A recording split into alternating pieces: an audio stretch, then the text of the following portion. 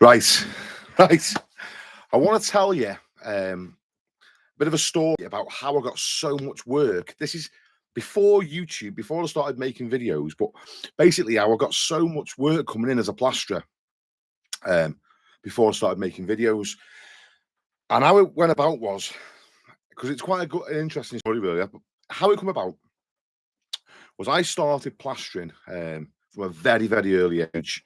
So, oh, by the way, if you're watching this video now, I'm doing this live on YouTube, but you might be watching it on Facebook, and I'm gonna download the video and post it on Facebook and TikTok. So, any guys that are watching me on YouTube live now, we'll do questions and we'll have a little chat at the end. But I'm just gonna relate this whole story first. We're gonna get through this, and then afterwards we can answer some questions and go through the comments and what have you.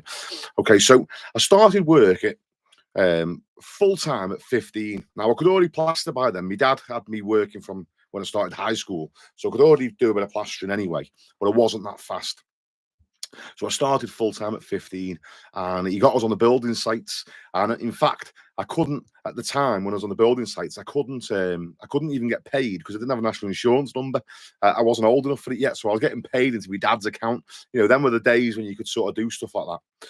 So I worked with my dad, and we got put on price work when I was about 18. Now, by then, I was quite fast at plastering. So I got to about 18, and then we went on price work, and my dad left. He went off, and he went back doing private work, and I stayed on the building sites, and I was happy on site. I had a team of lads with me. I had like 2 lads working with me, and we wanted to be the absolute fast. There's a big thing with young lads and plastering, and you want to be the absolute fastest. You want to be, you know, I'm fast. It's all competitive, right? Which is crazy because the faster you work, you're just making the boss more money. But anyway, you're on price per meter, so you're making money yourself. But that's what it was all about, going as absolute fast as possible and being sort of known for being fast plasterers. And I was happy doing that. I never wanted to do any other type of work, private work. I was happy on building sites. But in 2008, the recession come and they stopped building houses. So what happened was, a lot of fellas that were working for the same firm as me at the time, a firm called Neil Wright Plastering from Wrexham. A lot of guys went off, and there was a recession. There was no work whatsoever, so they just got other jobs or did other things or signed on or whatever. Um, but I was in a situation where I had 2 daughters then and a missus, and it was sort of a pride thing. I didn't want to sink, you know. I didn't want to just give up. I had in my head that I was a fantastic plasterer, you know. So I had to keep going. I didn't want to stop. But obviously, there was no work around. Now, my dad always said to me, if you have to advertise and you know good, you know, your word of mouth should get your work, which is what he told me. And that's fine, right? But I've spent my whole working life on a building site, so the public don't know who the hell I am. No one's got a clue who I am. Right. So I had to get my name out there a little bit. So what I did was, because I had no idea how to get working, but I'd seen how other people got working, because we used to get flyers for our front door for people to do your block paving or whatever. So I thought, right, I'll get some flyers printed. So I actually went to my because I didn't have a printer. I went to my brother's girlfriend's house, and she had a printer, and I designed my own little flyer, and we printed them off on her printer. And I went round, I went to nice areas, you know, private areas, because I grew up on a council estate, and posted me little flyers through the letterboxes. And what I found was, if I posted about 200, it was roughly, you could gauge it, if you post about 200 flyers, you'd get 2 or 3 phone calls and you get a job. So that was how I started getting working. And then as soon as I got a bit of work and had enough money, I went and got these flyers printed professionally. And then I'd just pay young lads to post them for me. You know, I'll give them like 30 quid to spend all day posting these flyers for me. And work was coming in. And then I upped the game a little bit then. Now, I don't recommend none of this, but I'm just telling you how it started for me. The next thing I did then was I went to the standard, because now I had money coming in. I could afford to do stuff, because I used to live, you know, week to week. I'd earn loads of money and blow loads of money, be absolutely broke, and then have to work again and get. So I had a couple of quid, and I thought, right, I'll go and put an advert in the newspaper now. And I remember paying, I think it was about £40 for a month or something like that. It was a couple of quid, and I begrudged paying it. I really didn't want to pay it. But I got this little tiny square in the local rag in the standard. And I did that for about 6 months, and I must have got about 2 jobs off it in total. Complete waste of money, but the flyers were working. They were doing quite well. And then by then, you're getting a little bit of repeat work and people passing your name around. I got some business cards. I was handing them out, left, right, and centre. Taking them to the pub with me. Anyone that mentioned it, there you go, business cards going everywhere. Just because I wanted to be able to look after my missus and my kids, I didn't want to sort of give up. I didn't have a choice. I had to get money in. I couldn't stop. So then I remember once and this is how it all started to change. I was in Asda and I was just walking through the book section. Now, I've always been a bookworm. I don't know, me dad instilled this in me. When I was younger, me dad, any new sort of hobby he took on, he'd buy a book on it, And I used to pinch his books and read them myself when I was meant to be asleep. I'd have my little flipping torch on the go in my bedroom, reading books about all sorts of stuff. My dad was into lamping with his dogs, He'd take the lurchers and the jack mussels and go lamping. So he had books on that and I'd read them. Anyway, I was going on the book aisle and I seen a book and it had a big gold writing on the front of it, "I can make you rich." And it just stood out to me. And it was a book by Paul McKenna. Remember the Hypnotist? It was a book by him. And I thought, you know what? I've got to have it. Now, that was the first self-help book that I ever flipping read. And there's a big thing about people hate the self-help sections and all that. But anyway, I just read it. And I remember the cashier sort of sniggering at me a little bit as if to say, think that's going to make a difference to you. I remembered it. And anyway, one thing that stuck out in my mind that I noticed in that book was he said,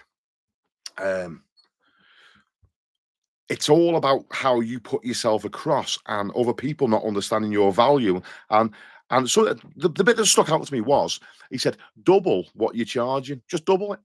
Just double. Now, I was charging private work. I was going to people's houses and had the building site mentality. £2.50 a square meter. That's how I price jobs pretty much in my mind. So I was going and skimming people's living room ceilings for like 60 or 70 quid. And then I read this concept, and there was a whole book on it. He said, you double what you're charging. And the book wasn't about making monetary rich. It was more like making you feel better as a person, But anyway, the bit I took from it was that. So I did it. And I started getting more money. It's like people just didn't bat an eyelid that had doubled my prices like that. And I was still getting the work, which was absolutely crazy to me. And that sparked a little thing in my head. Now, I don't recommend that book. That was the only thing I took from it. But that pinged a little thing in my brain. I can read stuff and learn stuff from other people and apply it, and it works. So then, I needed to become better at sales. No one teaches you as a tradesman how to get jobs in and how to be a good salesman. But I was on this quest now to be a better salesman. I was getting about 30% of the jobs I was going to look at. So I wanted to get better. And I come across a guy called Grant Cardone on the internet. And I bought his books and I read them. And he has a course, a salesmanship course. So I've applied and I've joined his course, and it's cost me about £1,000 to be on this course. And it's like videos, little video lessons, loads of them on how to be a good salesman. And that was absolutely fantastic, right? It was working a treat. Now, his style of salesmanship is not how I do it now, because it's quite hard. It's, hard selling. It's not really my style of doing things. But anyway, I learned quite a lot from him. And one of the things that I learned from Grant was to find out where your work's coming from. So every customer that rang me, I'd say to them, "Oh, do you mind me asking, where did you get my number from?" Because you need to find out what's working and what isn't working. If the flyers are working, double down on the flyers. If the advert in the newspaper is working, double down on that. If it's, and what was strange was people were telling me that they've got me from Facebook. I've got your number off someone on Facebook, got recommended you on Facebook. And this was when Facebook was fairly new, so it's like chat rooms and everything. People were on chat rooms and stuff at the time. So then I wasn't on Facebook. That was like a new-ish sort of thing. But I thought, okay, I need to be on Facebook. That's where the work's coming from. So now this has all been happening over a couple of years, not all like within a week. It's all spread out. So I've gone on Facebook, and I'm always trying to learn new things, become better at things. And fast forward a couple of years, and I've got onto a guy called Ty Lopez. So I've still got all the stuff by Grant Cardone, but I'm not in his course anymore. But now I've found this guy called Ty Lopez, and Ty was teaching you how to do internet marketing. Um, what was he? He was doing like how to sell a personal brand yourself. So it wasn't all about just putting stuff out on the internet about, on Facebook about I'm a plasterer, call this number. It was about putting yourself out there a little bit. So if you ever find me on Facebook, you'll see I put a lot of stuff about me as a person. So you get to a feel for who I am. It's not, this is the thing that I learned with Grant and Ty. It's not about trying to trick people. It's not about these are salesman tricks that trick you into buying. It's about learning what actually matters to people and making sure that you tick the boxes. What are the blocks in a customer's mind that make them not want to use you, and what are the things that you can do to make them want to use you. So you're not doing a little trick on them where you've tricked them into paying you loads more money and using you, and really you're rubbish at plastering and it's all been a big smoke screen. It's about putting your best foot forward, knowing what is important to say. So I've then been in Ty's course and learned how to do internet marketing, and then I come across another fella who were paid. So yeah, I got quite big into just finding people that were doing what I wanted to do and then just paying them. And this was something that another guy taught me, Sean Whalen. Sean said to me, if you're here, right, and you want to get to there, and there's somebody already there, just say to them, how much can I pay you to teach me to do what you've done? Right. And it saves all the trial and error. You can literally just ask someone, pay them, and get to where you want to be like so much faster rather than trial and error. And that concept was like fantastic. Now I'm plastering all the time, and then I wanted to make more money. Who doesn't want to make more money? And I had more time of an evening. I can work all day. I can do stuff of an evening. And I come across another guy. Now all these people up to now, I've paid all these people. It's cost me a couple of grand over the years, but I've enjoyed it. I enjoy stuff like this, so I don't mind. It's fun for me. But I come across a guy called Bilal Ghul. Now you won't find him. He changes his name. He's not a shady character, but he's a bit, yeah, I don't know. He's not shady. Lovely guy. He's actually an Afghanistani. Bilal, his name is. Now, the reason I tell you about Bilal is very smart guy. He actually worked at Google. Okay. And what he was doing was he was teaching people how to use websites to basically, you'd get customers coming in, not for plastering, just for other stuff. And then you would ask them what they needed doing, like if they wanted a website building, and then you would use Fiverr or whatever, upsell or whatever, and you would get other people you were like a middleman. You get people who want a website building, you would go to these guys, ask them to build it for a fraction of the cost, and that was his whole thing.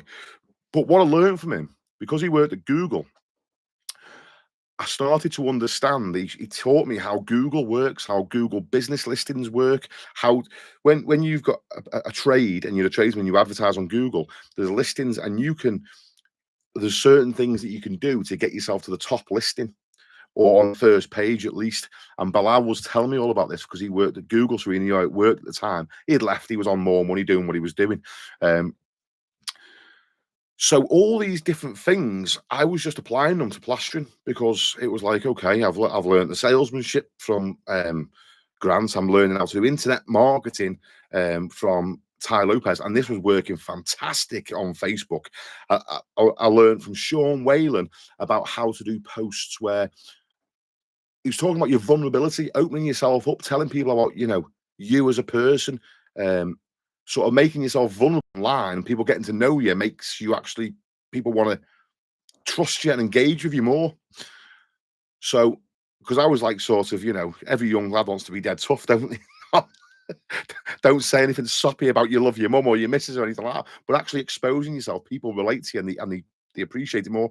So I learned these things from these guys, and I was applying it all the time. And I basically come up with like a little system because I didn't want to pay for any advertising. I didn't want to pay for flyers. I didn't want the effort of going around doing it. I didn't want to be paying for adverts and paying Google and all of this. So I ended up creating this little system where I would use social media, Facebook especially, and Nextdoor, and I would use Google listings to basically get as much work as I wanted coming in.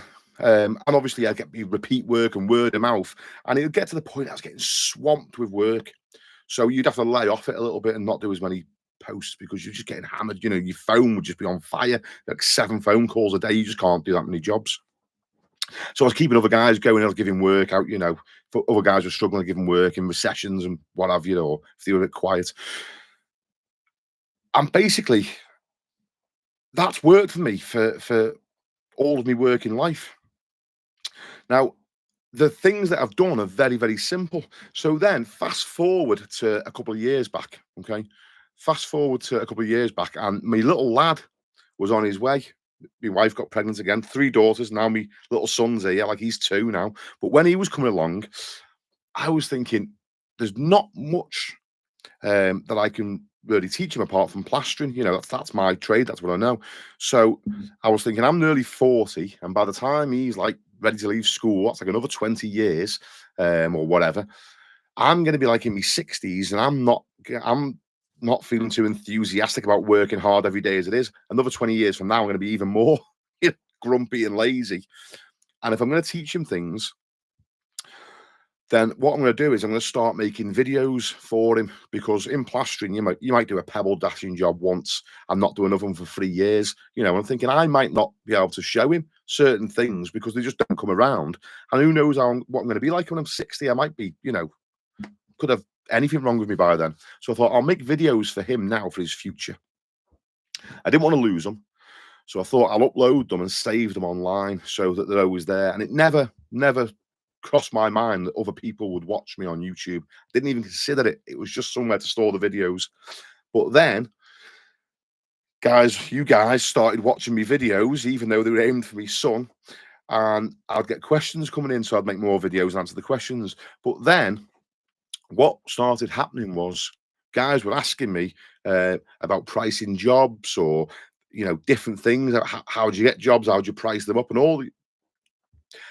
And I didn't want to make videos and just put them on the internet for everyone, because there's certain things that you do that you just don't want everybody in the world to have access to. You know, they've got to have some sort of there's no point telling you all these sales techniques if a potential customer finds me on YouTube and then watches it, and then when I go around, they're like, oh yeah, we knew you were going to say that, we knew you were going to do that because we've seen the video. so I was thinking, how can I help these guys but not have to put it out there for everyone? So when I was in Sean Whalen's coaching group, he had a fantastic little system. You pay him a monthly subscription, which was about 300 quid a month I was paying him to be in his group at the time. Fantastic. Well worth the money. But he had a private Facebook group, and that's where he would do his coaching, in the private Facebook group. So I copied his idea. I made a private Facebook group. And then all the things that I've learned from all these different coaches, and all the things, because there was a lot of trial and error, things that did work, things that didn't work. All the stuff that I know works for me, where I can just, if work ever goes quiet, you know, 2 months down the line, there's no work lined up, I can literally just go on Facebook, go do a certain type of post, go on Google, do a few little certain things, and I'd be, you know, the phone would start ringing within a couple of days. All that information, I put it in a private Facebook group. But then I couldn't have just random people coming in and out. So what I did was I set it up in such a way that it's a subscription where you pay £1 a day and you can join the group, and all the information's in there. Everything that I've done, how to use Facebook, how to use a site called Nextdoor, how to do, there's 4 specific types of Facebook posts that we do, how to get your business ranked on Google businesses and get to the top of that.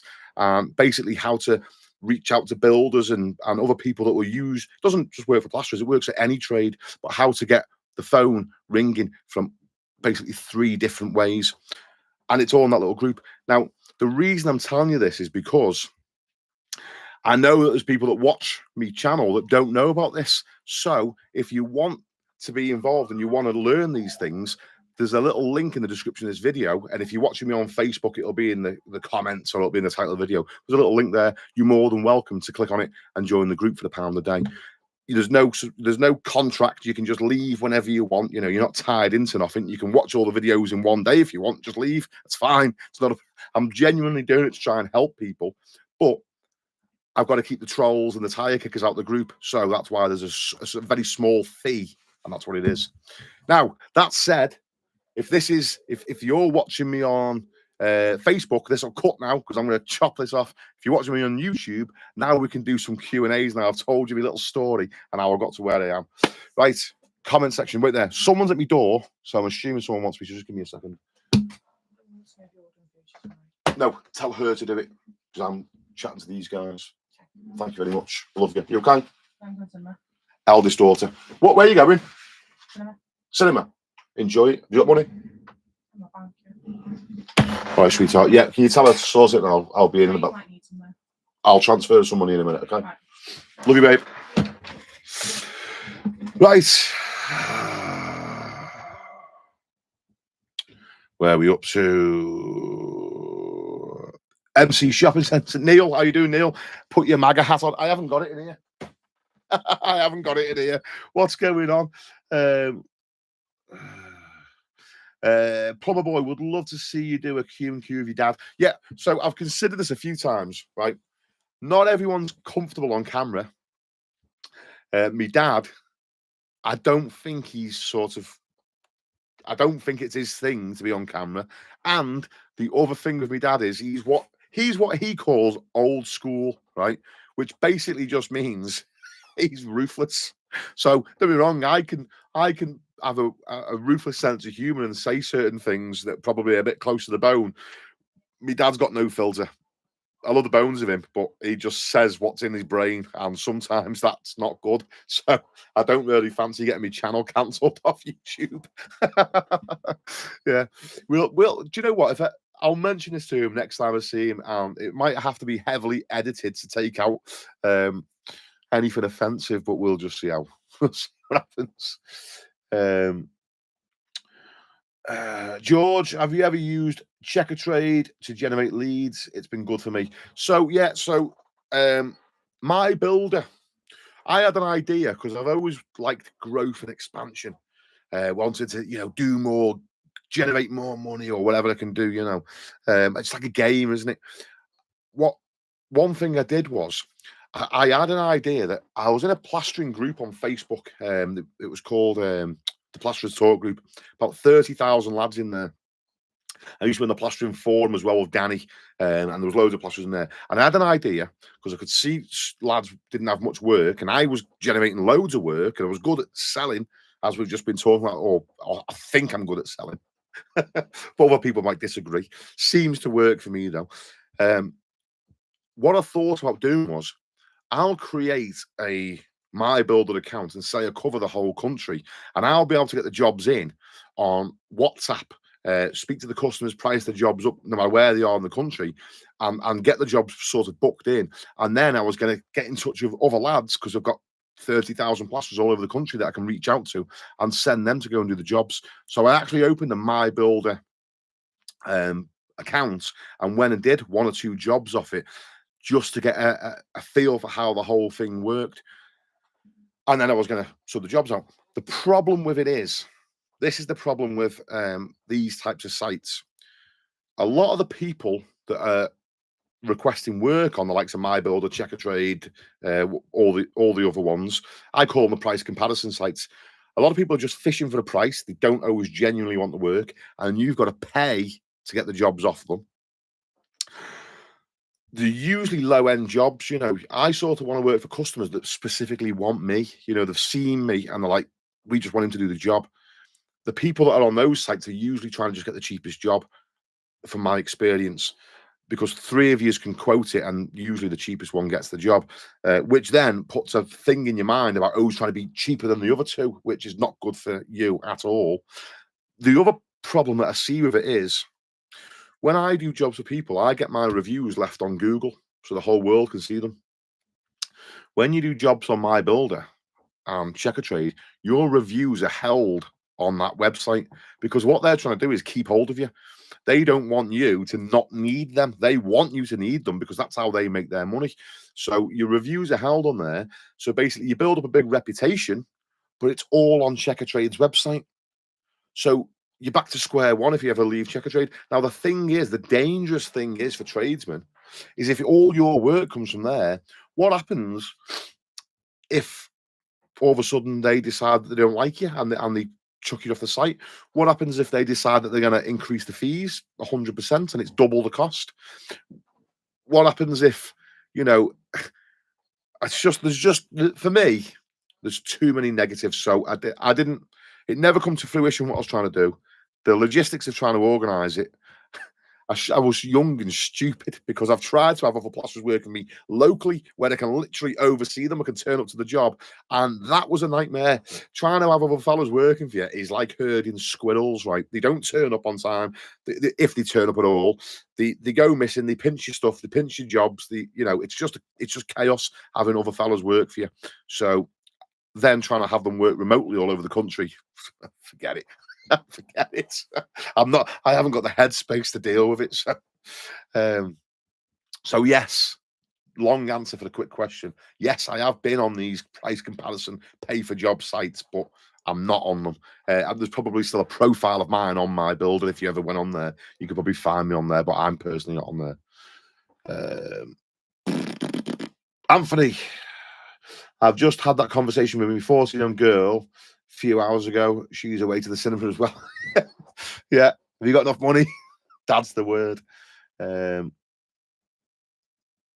boy. Oh, it was me messaging you about the pink SBR today. Okay, I did see that message. I'll be honest with you, and I genuinely get, I don't know, 100 plus Facebook messages a day, 20 text messages, ridiculous amount of emails. It's just flipping nuts. So excuse me if I don't always get back straight away, but I do try and get through all my messages, so I will get back to you. I don't know where we're up to in the conversation, mate, but I don't think it's me being ignorant. My phone's permanently on silent because it just never stops. It's flipping nuts. I should probably change my phone number, to be honest with you.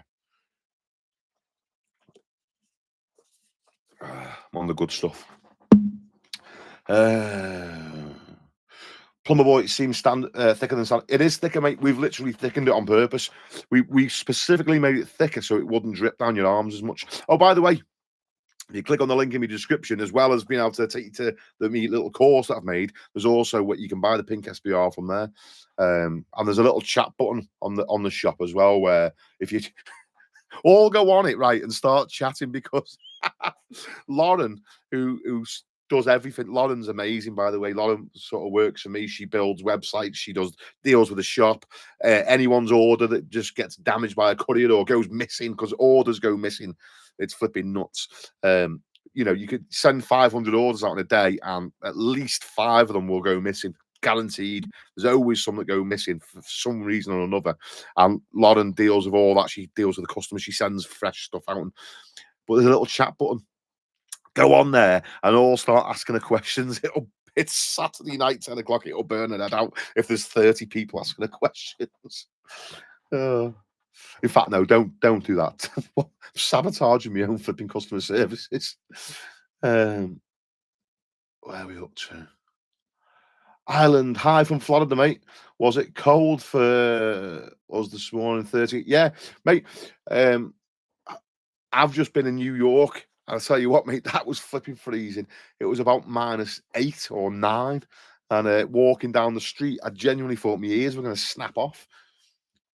Frankie Ball, hope you're well, Kirk. How was New York? New York, hope you had a blast, pal. Yeah, New York. My daughter wanted to go there. That's why we went. She thoroughly enjoyed it. She ticked off a list all the things she wanted to do. She wanted to go to Times Square. She wanted to go shopping, clothes shopping in New York. And she wanted to go to the Friends set, where they filmed Friends. They actually didn't film it in New York, but she doesn't know that. The Friends experience was there, and all the set was sort of set up. So we sat on the chairs and all that, but it was actually in. Hollywood, I think. I don't know where they did it. They didn't do it there. It's not really my thing. I just did it for her. Fine. Hers, they're the good things. We enjoyed it. We had a great time. I went to the Donald Trump Tower. I mean, I'm a bit of a Trump fan. Some people hate him. Fine. My best mate hates him. We agree to disagree. You know, you don't have to like everything I like. I was at the Trump Tower on the inauguration day. I was in Trump's house for the inauguration. Fantastic. Here's the negatives. New Yorkers, right? They are tough. I'm from the north of England, so I'm used to being able to just say good morning to people that you pass in the street, you know, striking up a conversation in a bar, a pub, a bar. Still thinking in New York. When you're in the local boozer, you can just chat to the guy next to you, you know, at the crossings, you say hello to people, whatever. New York's a lot like London, where people just haven't got time for you. And if you speak to people, they just look at you funny, like, what do you want, man? So that was a bit weird. That the only people that were friendly to you were people that were taking money off you. You know, the waitresses and the waiters and the taxi drivers, they'll chat to you all you want because they're getting paid. Whereas anybody else just probably thinks you're trying to scam them, so they don't like you. There's a lot of problems in cities. It's not just New York. Every city, there's lunatics. There's, you know, people that have got mental health problems that are like walking around screaming and shouting at themselves. And there's lots of homelessness. And it's freezing cold. And everything costs extortionate amount of money. So, for instance, I went for a steak. I had a steak. My daughter had a steak, and we had one dessert and 2 drinks, and it cost me about just under 400 quid. Everything is dear. Taxis are dear. Because what they do is, it's expensive anyway because it's New York. So that, I don't know, it just makes everything expensive. So then you get your price, but then there's city tax on top of it. So there's like a percentage goes on top of that. And then on top of the city tax, then there's the tip. And if you don't tip them, they really don't like it. I mean, I'm a tipper anyway. I like tipping people, especially if they give you good service. But you don't get to tip what you want. It's a percentage. It's like you have to pick. Like if you're in a taxi, for instance, you pick 15%, 20%, or 25%. There's no option not to give them a tip. So if you didn't like the taxi driver, if you think he's took you the long way, which happens in New York, because he's sort of, it's a one-way system. I got in this taxi, and instead of just saying, listen, it's just there, mate, just walk around the corner, he took me right round the block in a traffic jam. So it cost me about 100 quid to just go round the corner. So, oh, yeah. Yeah. It's an experience. I'll recommend you go, but I'll never go back, if that makes sense. It's good to go and see it, but I'll never go back. Where are we up to?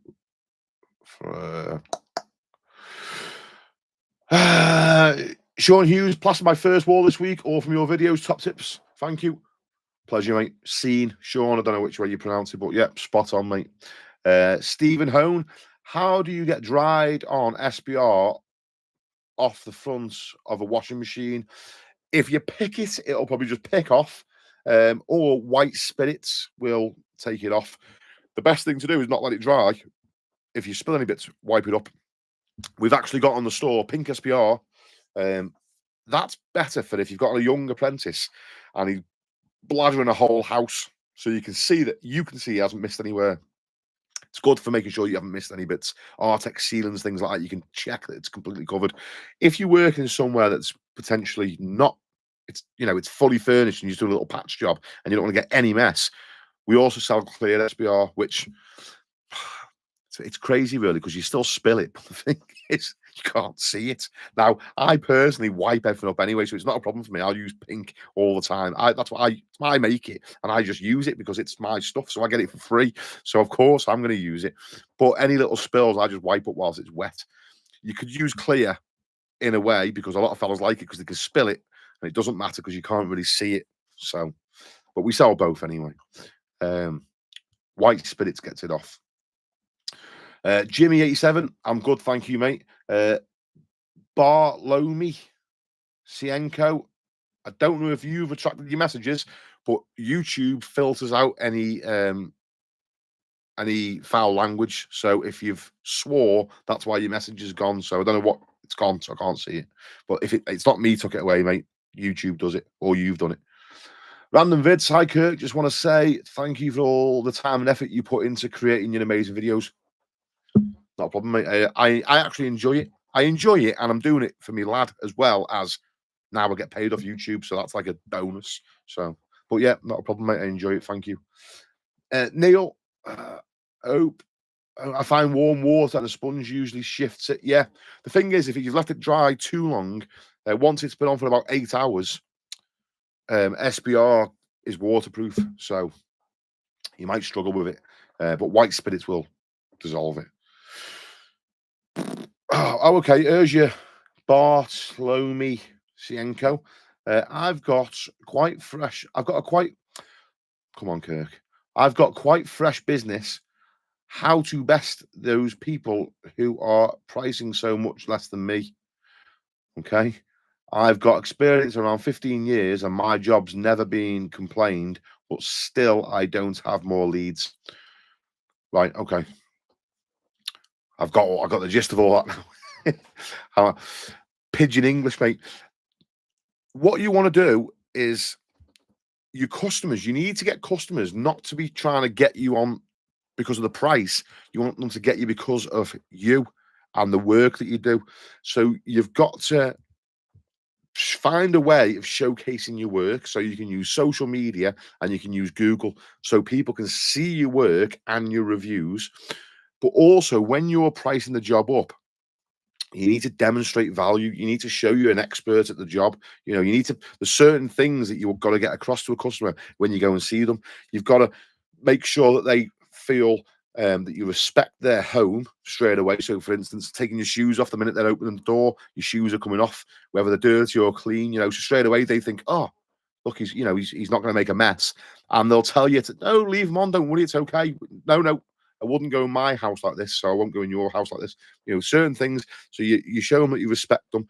Then you want to focus on when you with your customers and you're pricing the job up. It's important that they like you.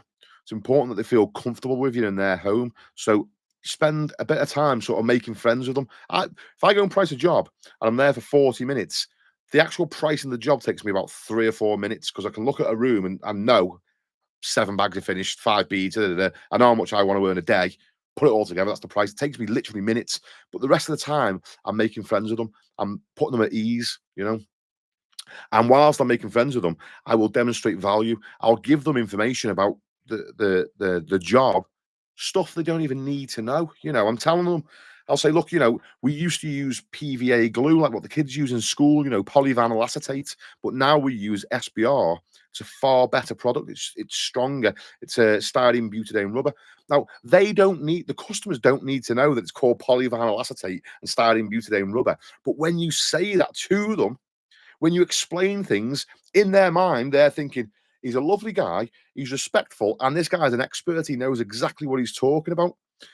Now, that's just talking about a sealer. You can do that with anything. You know, you can explain, you can talk them through bits of it. Don't bore the life out of them. Just drop little things in. You know, you could talk about if they've got a damp problem. You could tell them it's the, you know, hydroscopic salts and it's efflorescence, or you explain a little bit how it works. When you explain things to people, even though they don't need to know it, they feel a lot more confidence in you because you do know it. The next guy that comes round that doesn't take his boots off, that doesn't make them feel comfortable in their own home, that doesn't demonstrate any value to them and show that he's an expert, he might be 50 quid cheaper, but they trust you and feel more comfortable with you. So that's just a little bite-sized thing. But look, mate, I'm not trying to sell the course to you, but if you click on the link in my description here, there's a section there, Get More Work with Kirk. That is my coaching course, and I'll show you literally how to bring work in from the internet that much that you get too much work coming in, and then how to price the jobs and earn a lot more money. You know, just another little plug there. Right, Neil, we need a Trump in the UK. I agree. I agree. Many don't, but I agree. Oh, Jay Sher. Thank you very much, mate. Thank you. I very much appreciate that, Jay. Where was you up to then? Right, okay, I'll get the comments are building up, so I'm going to just go quite quick and answer as many as I can as fast as I can. Anthony 1984, Trump is the man. He should be running the world. George Kirk, when the taxman got onto you after securing your mortgage, was it because you claimed zero earnings or just less than the year before? I'm worried after your story. The tax got onto me. So I was naughty when I first left the building sites. I was trying to put through. I was getting paid in cash all the time. I was trying to put through as little as possible. I can say all this now because I've been caught and now I'm legit. I'm dead straight and by the book because it's not worth the hassle. Flipping. But the tax man got hold of me because I was putting through dead low earnings, just teetering along. I was doing quite well, but I was putting low earnings through. And I did that for about, I don't know, years, right? But then when I wanted to buy my house, I had to put through higher amounts. I had to say, look, I can afford the mortgage. So I did 2 years because that's what you needed to get the mortgage. 2 years of higher earnings. And as soon as I did that, the tax, they're not stupid. The tax know what you're doing. They know you're getting a mortgage. They're not, when they see that just flags up straight away. He's done, what the hell's got? So what he did was, tax pulled me in and investigated the highest year. They said, we want to investigate this year because your earnings all of a sudden have gone a bit weird. So we're going to do an investigation. So you feel relaxed. You're thinking, well, I put loads through. I paid loads more tax. So there's no big deal, right? But they're not stupid. They know how this game works. So they investigated the higher year and they always find something, by the way. If the tax investigate you, right, you're getting something. They're going to find something, okay? So you just got to just take that on the chin that you're going to pay a little fine or something. They investigated the high year, and then he said, okay, they found a few things. You owe an extra, whatever it was. I can't even remember, but it was an extra couple of quid, grand or whatever, 2 grand. What, I don't know. But then he said, I think that's what you've been earning previously. So all these low returns you've been doing, I think you've actually been earning this amount, this higher amount. He said, now the furthest we can go back is 7 years.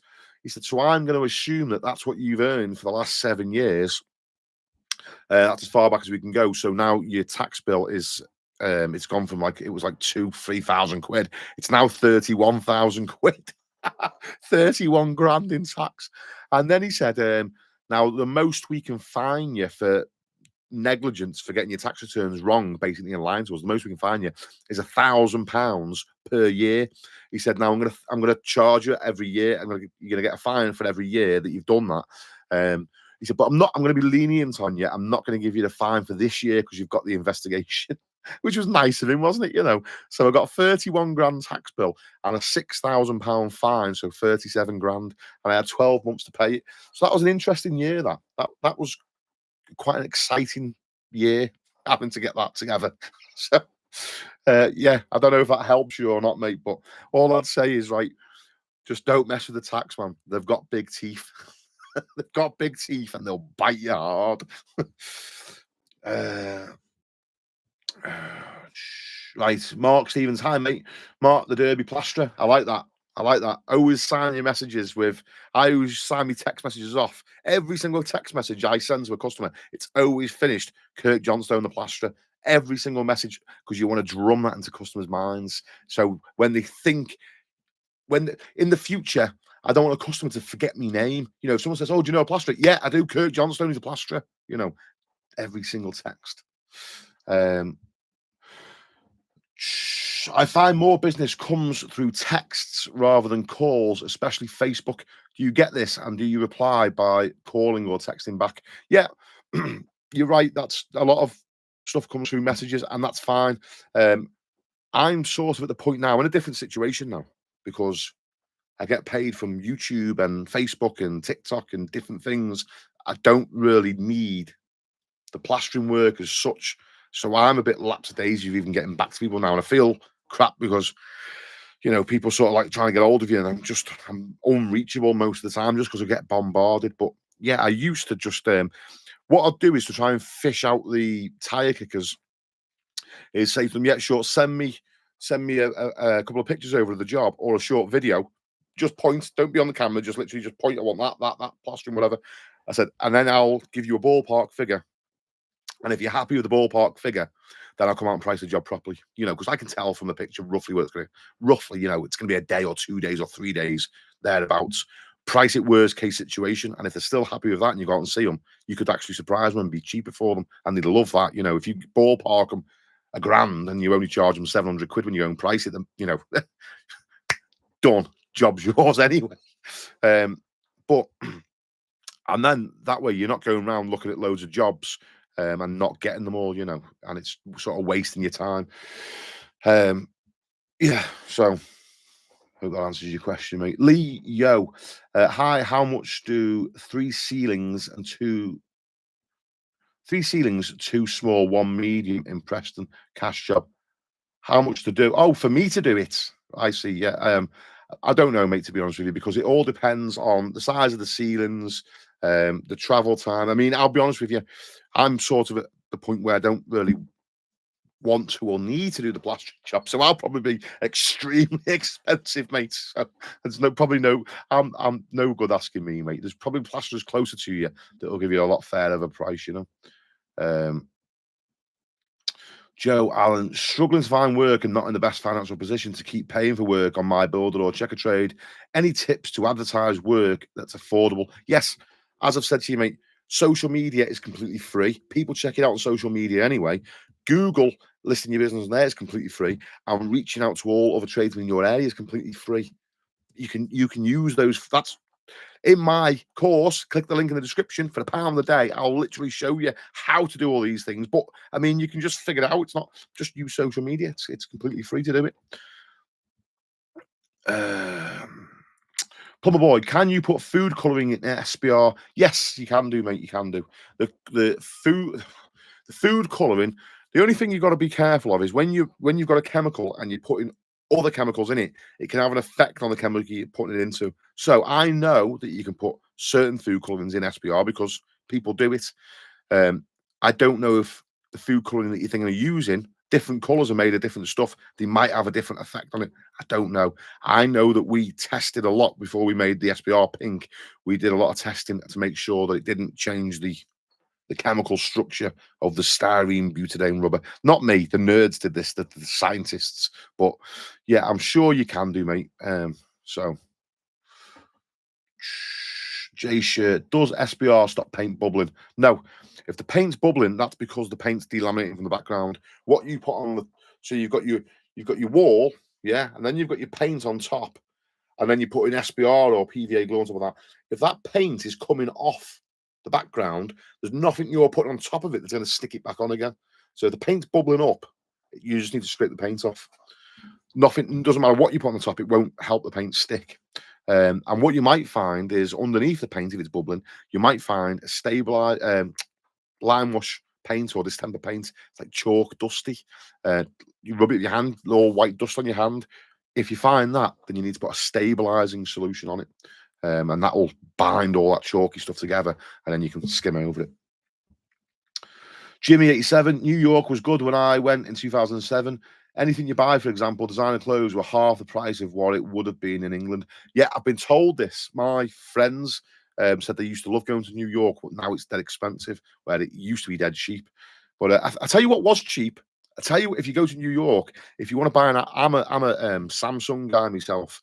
But if you want an iPhone, my daughter went to the iPhone shop, which is weird because it's a big glass box in the street, right? It's just a glass box, and you go in the glass box and you basically get downloaded. You just go in the glass box and go whoop, down, and then it's a massive store underground, massive, and everything. iPhone watches. I mean, I don't know what they're called. Flipping all the crap they sell. It's all under there, and the latest stuff was dead cheap. I think the latest iPhone was about $600 or something, which is, I don't know, about 550 quid or so. I don't know. It's not the prices over here. It was like half price for the iPhone stuff. So that was cheap, but we didn't buy none of it. We just had a look at it. Andrew Taylor, hey Kirk, in one of your videos, boarding a narrow toilet bathroom, the ceiling height was bigger than the board height, and you left the gap at the top instead of the bottom. Why was this? So, I know which video you're talking about. if the gap is 1 inch to 2 inches, you could pack it up. But when the gap is bigger than 2 or 3 inches, then you can't leave the gap at the bottom because the skirting board needs to go in there. So you rest your board on a packer. So if you've got your plasterboard sat on a packer, all that weight's coming down to the packer. You can't leave just a massive gap at the bottom because then the skirting board will just kick in. And I put the strip at the top. Now I could have put the strip at the bottom, but then I've got the weight of the whole plasterboard sat on that little strip, and it can do that. It can go like that. Do you know what I mean? It can just kick it out. And I couldn't fill it at the bottom with just drywall adhesive or bonding because then I'd be sticking the packet into the wall. Does that make sense? So I left the packet at the bottom of the board sat on it. Once that's set, I can kick the packet out and I can just put a little strip of plasterboard at the top or fill the top. That's why I did it like that, mate. That was the reason. Right.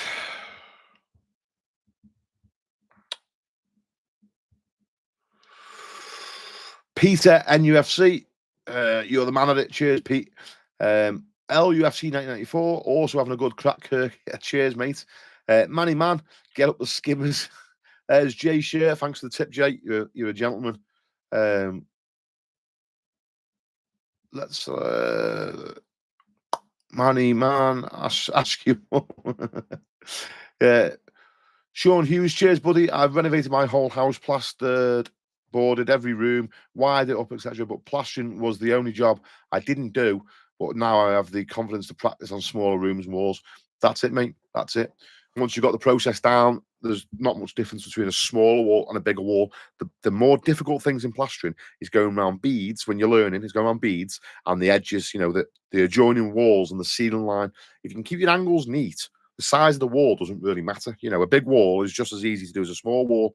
You've still got the same amount of angles to deal with. So don't be put off by the size of the wall. Once you've got your technique and you get good at putting it on, the size of the wall doesn't really matter too much. Callum Gardner. Oh, wait there.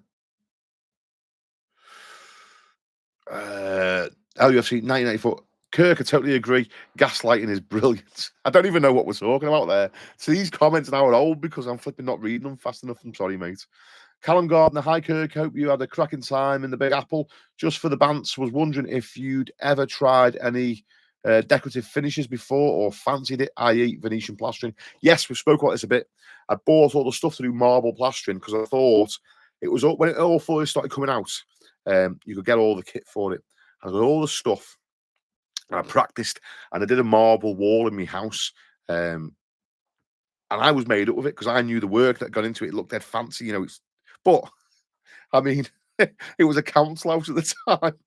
I was like flipping Michelangelo lives here or something out, you know, decorative cornice, marble walls. And in the end, it just looked a bit tacky. So my missus wasn't happy with it. So I skimmed over it and we painted it. It's gone now.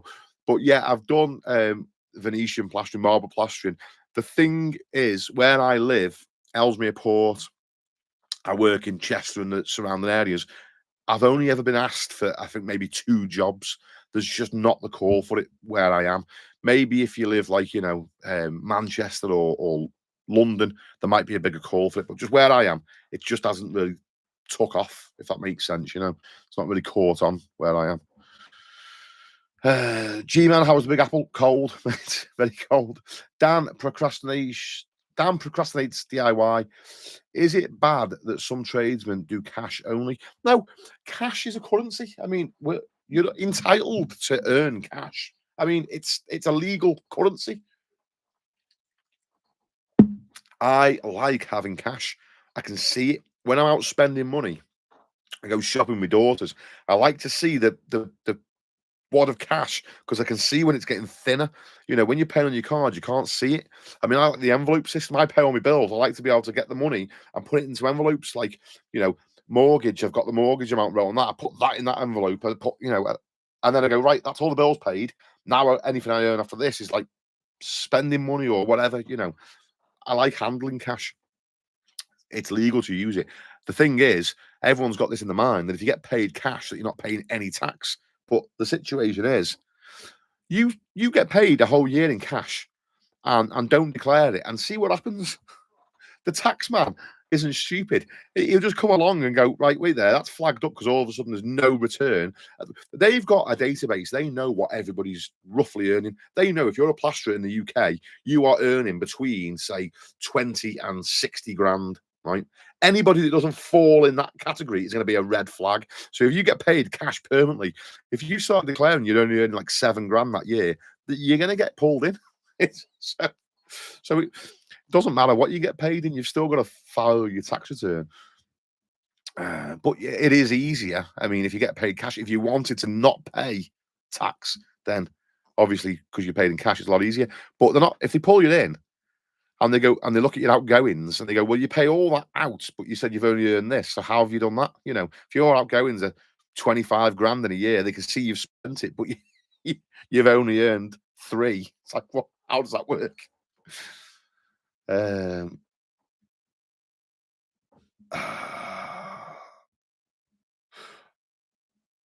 oh 06 Boyd Benny. After watching you, I've just started trying to skim my own walls. Done a patch up of an old bathroom toilet door and done my fireplace. Have you ever come across dowels in corner joints fireplace? Yes. Yeah, it's when lime plastering. They used to use they're like broom handles, aren't they? If you skim over them, they'll crack because the wood will get wet with the plaster and they'll expand. And then when it sets and dries out, your wood will dry out and they'll shrink and you'll get cracks down each side of them. Okay, so there's a few ways of dealing with those wooden dowels. I'll tell you what you should do and I'll tell you my way because there's different ways. With plastering, there's the thing. I'll put a video and I'll show one way of doing something, and everyone gets on my case. No, you can do it like this. You can do it. You shouldn't be doing this. I'm like, I know. There's literally 10 ways of doing everything, but I can't make a video and show all 10 ways at the same time. So what is the best thing to do is get a saw, cut through above the skirting board and cut through below the cove or the cornice or whatever, and take the bead out. Now it's going to have wooden wedges in the brickwork, usually about 3 or 4 of them. When you get to the wooden wedge, you want to try and pry that off. Don't yank it out because it's wider. And if you disturb the walls either side, you can end up the whole fireplace, all the plaster coming off just off those little wooden wedges because they loosen a bit. And then the loose bit, as you take it off, loosens the next bit and before the whole thing's off. So what some guys will do is scrim them. Okay, they'll put a load of scrim on them, then put the bead on. They still crack. It's like a 50-50 chance. One way that I found that works, now this is a bit sketchy because it's not textbook, you know. Some guys will say it's cowboy, but it works. Take some duct tape, really sticky duct tape, and duct tape over the bead. Put like one piece on the one side and one piece on the other side, and one over the middle covering the joints. So you've basically duct taped the whole thing top to bottom now, right? And make sure the duct tape's really stuck to the wall. Now that bead, basically the water can't get to it. Okay, so then get yourself some scrim and scrim over it, right? And then get your SBR or your PVA and go over the scrims so that they stay stuck on. It's all glued together now, right? So it can't come off. Then put your bead over the top of it and then skim over it. That way works. But some fellas say that's a cowboy way of doing it. You should take them out. You can't put on duct tape on walls, but it works. So there you have it. Cody's or coders, Kirk, do you do much damp proof work? Yes, mate. Done a fair bit. If I get asked to do it and I've got time, I do it.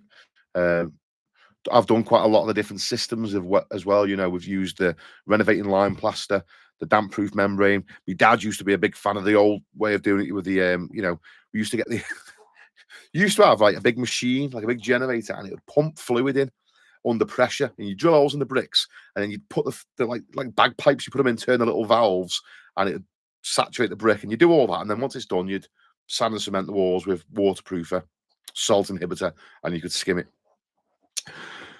It was my job to put the pump in the walls and start saturating the bricks. When you're young and you're flipping stupid,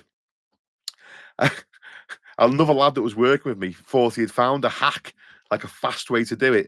And what he'd do was, rather than sitting there and waiting because it takes a while, he'd just turn the valve and just spray the bricks like that. And they'd look soaking wet because they are. You've just sprayed the front of them.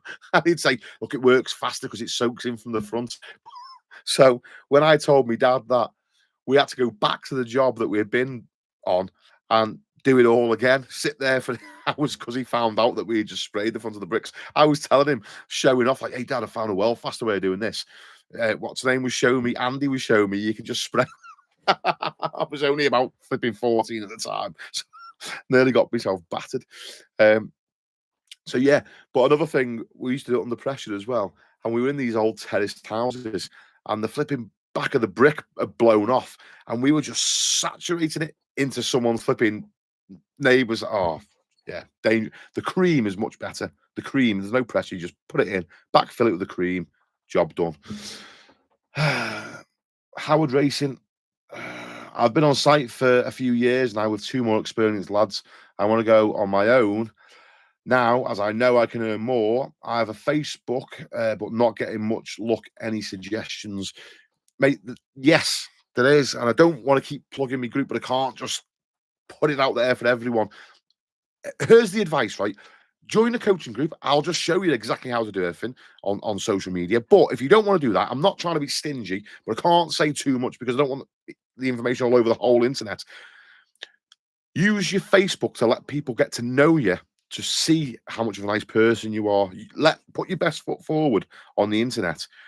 And by doing that, people will feel a lot more comfortable with you, and do little amount of adverts, not too many, because the algorithm will be watching. And the more engaging content you put out, the more people like your content, the more views you're going to get, the more likes and reactions. When people say, oh, he just does it for the likes. Yes, that's correct. You want lots and lots of likes, because when people interact with your post, Facebook's algorithm says, right, this is a great post, and it shows it to more people. And when you consistently do good posts, every time you do a post, thousands of people will see it. If you consistently do crappy posts where no one really cares, like, want a wall plastering, call this number, right? No one cares. No one clicks like on it. Facebook doesn't like that, so it shows it to less people. And the more you keep doing that, it will show it to less and less people. You've got to remember how Facebook works. They want the users, Facebook users, to stay on the platform as long as possible. Like YouTube now. YouTube wants you guys to stay on this platform as long as possible, because the longer you stay on the platform, the more adverts they can show to you. The more adverts they show to you, the more money YouTube make. Same with Facebook. They can show you sponsored adverts. That's what it's all about. It's a business, and they want you on the platform as long as possible. If you write engaging content and post good posts, then you get rewarded because they show you to more people, because you're good for business. If you do crappy posts, then they don't show you to many people, because people see your stuff and they click off and go and watch telly or something. So that's the best advice I can give you. Now, if you want to know how to write engaging content, join my group and I'll show you. Or just go on my Facebook and have a look and copy what I've done.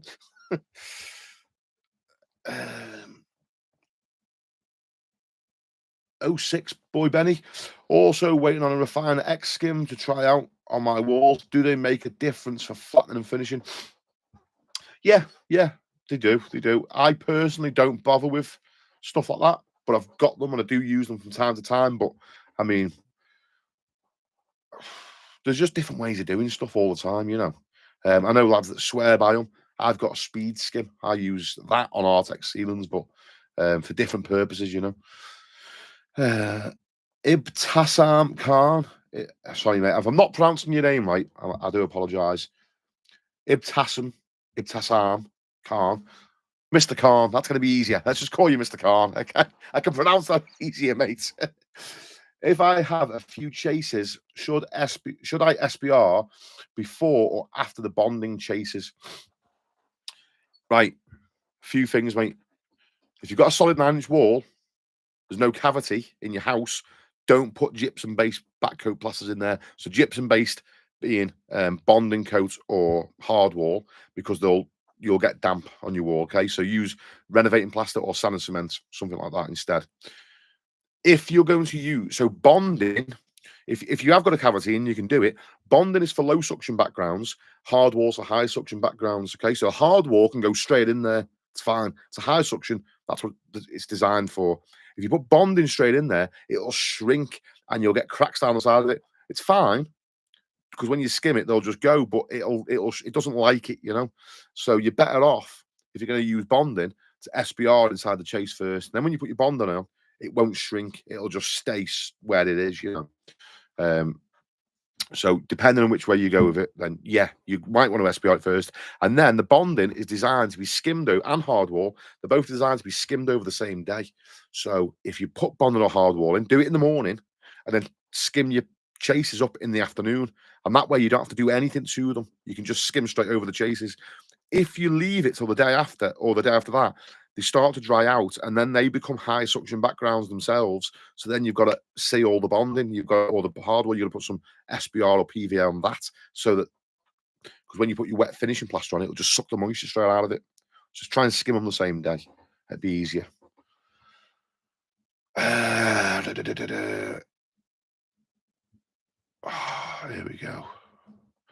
I'm flipping falling behind here, aren't I? These comments. Sorry, I will read everyone's comments as well, so I'm getting to as fast as I can.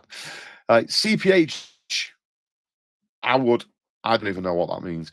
I've used Vimto as a dye before now. Fair dues. I know. Listen, I know a plasterer who's a mate of mine, and he mixed up a bucket of finish outside a job, and it was he put too much water in, and it was wet. And he was looking around like he had no more finish in his van. So he got a couple of handfuls of soil out the flower bed and mixed it into the plaster to try and thicken it up a little bit. So flipping heck. It came out all right as well, apparently. He said it was a few little bits of grit in it to pick out, but it worked. I don't recommend doing that though. Sean Murphy or C Murphy. Hi Kurt, can you PVA on pink plasterboard? Seen the tile and plaster? Yeah, you can do. Yeah, you can. Trying to think, the moisture-resistant plasterboard, you're supposed to seal it before you skim on it. I mean, British gypsum mowers want you to use thistle bond it. They just so you know as well, British gypsum won't cover you if you PVA walls and reskim a job with PVA, with SBR, with blue grip, with anything. British gypsum ain't backing that because the only thing that they recommend is you use thistle bond it, which is their product, which is a green grit. But it costs a fortune. So, but yeah, you can PVA pink. It's not a problem. It'll be fine. You don't have to. You probably could just skim over them. But pink fireline boards, they are a little bit more high suction than your standard board. So PVA will probably help you as well. Right, Lee Yo, my house is lime plaster. It's 1964 semi. Can I patch in modern bonding and hardwall and skim with multi-finish, or should I go old school with lime, etc.?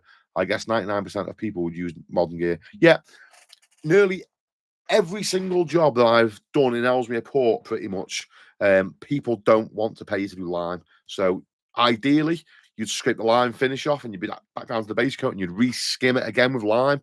But you try doing that, and the people just want it nice and tarted up. So chances are you're going to end up skimming it with board finish or multi-finish because the next guy that they phone will come in and that's what he'll price to do, and he'll be about quarter of the price. Now, it's okay saying, people want me to do it because of the value and the quality and all that you demonstrate, but they're not going to pay like 4,000 quid to have the living room skimmed. So there's a certain limit where you can go to. So yeah. Is it right? No. Does it work? Yes. Just be careful that if there's any bits of missing plaster, if it's lime plastered, chances are there's no cavity because that's how it works. When there's no cavity, the outside of the wall can get wet. The moisture can pass through to the inside, and because it's lime plastered, it breathes. The moisture is dispersed. When you have got a cavity, that doesn't matter. You can use anything you want internally. But if you've got missing plaster and you put bonding coat on the wall and the moisture comes through and gets the bonding coat, you're going to get a damp patch. It'll be like a dark patch on the wall. Now, you don't want to use bonding coat if there's missing bits or chases. In my experience, when you've re-skimmed over the walls, even though you put a gypsum-based plaster on top of the lime, it doesn't seem to do anything bad to it. Now, it's not textbook, it's not right, it's wrong, but it doesn't seem to get damp. It seems like the lime seems to work before the plaster. But, I don't want to advise you something that's not right, but it will be okay. It's just if you've got missing chunks of plaster, don't fill it with bonding on a lime system, okay? Neil, MC Shopping Centre, Kirk, could your chemists make an SBR and stabilize it in one product? Could be a killer product. My percentage is 40% for the idea. If you do, we're actually making a stabilizing solution. The answer is no. Unfortunately, it doesn't work because it doesn't work to make it in one. Because that's what I wanted to do. I wanted to make a universal product that ticked all the boxes. The problem with it is the stabilizer has to soak right into the distempered or chalky lime wash paint or whatever. So to soak right into it. And when you mix it with the SBR, because it's thicker, the SBR is thicker, it stops it soaking right into it and it sits on the surface. So we tried loads of different ways. It ain't happening. That's got to be done in two. So we're going to make a stabilizing solution. It's going to be cheaper than anything anywhere because we can make it cheaper. The SBR and the PVA and that sort of stuff, it's cutthroat. I would genuinely do it as cheap as possible, but it gets to a point where it's not worth doing it.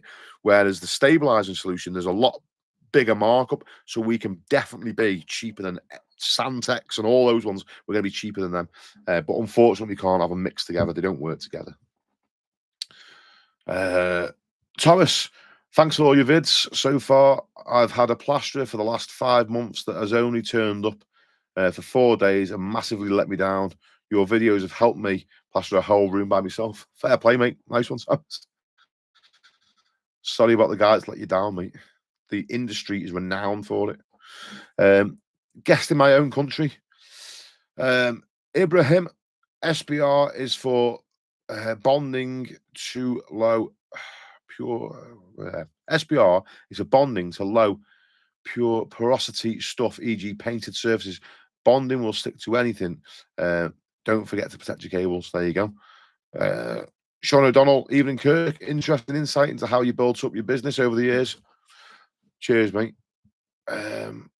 Peter Ogden, never declared all of your earnings to HMRC. I'm retired now, and in 40 years, never declared all my earnings. It would only be wasted on illegal immigrants. True, that's the bugbear of a lot of people who wants to pay loads of tax. The problem I've got now, well, it's not a problem, but here's the situation I'm in now. I get paid off YouTube and Facebook and TikTok. It's all in the bank. There's YouTube won't pay you cash. So I'm sort of, yeah, that's the end of that situation for me. So there's no getting out of it now. There's no, not even any wiggle room. That's just, it is what it is. MC Shopping Centre, Peter Ogden based and red pilled. Peter Ogden, where's that message gone? I don't know. I don't know who you're replying to. Butchie, I did the plasticizer and building sand on my wall and it stained it. Red sand. Just wash it off. Just get the pressure washer and just wash it off. It's just red sand. What wall did you do? If you've got like a white K rendered wall, then don't do it on that. But brick sand just washes off brick walls. It'll just wash away. You've got to pressure wash it or something, mate. Cam S. Thank you. I used to think plastering was completely out of reach since I'd never seen it done before. Your videos have taught me so much, and now I'm even considering a career in it because of you. Thanks. Well, good stuff. Sean Hughes, I never realised you were so close to where I live. I'm only in Widnes. Yeah, not far, mate. Only down the road from you. Mark Kitchen, hello, mate. Mr. Khan. Mr. Khan works for me. I might be simplifying this, but I am right in saying that it's an external wall.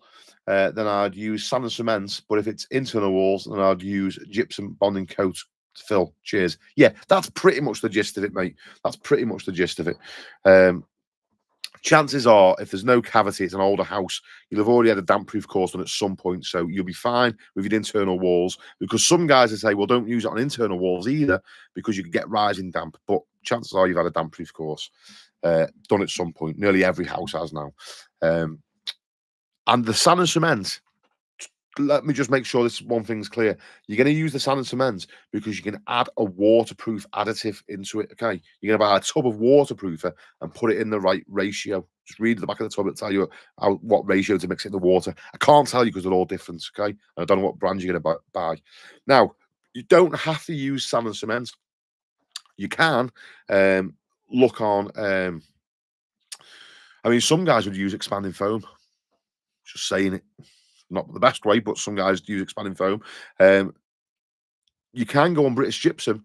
I don't know where you'd buy it from because nowhere seems to stock it, but British Gypsum sell a product called Dry Coat, which is like bonding, but it's for damp areas. So you can get a dry coat by British Gypsum. That's easier.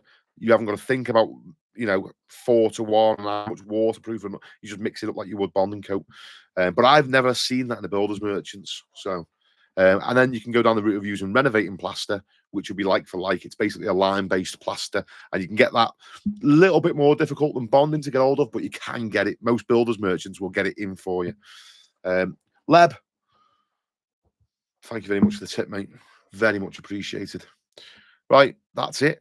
We are at the end of the comments, and it's 11 o'clock at night. I've enjoyed it. If anybody else wants to ask anything, ask it now, because I've got that much left of me can. And after I finish that, I'm going to go in the house and get something to eat.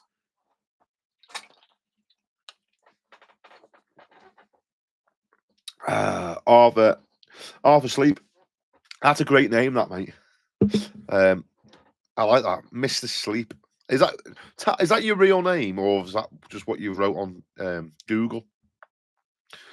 Great work, really impressive. If I get my house rendered, what happens if I get a side extension at a later date?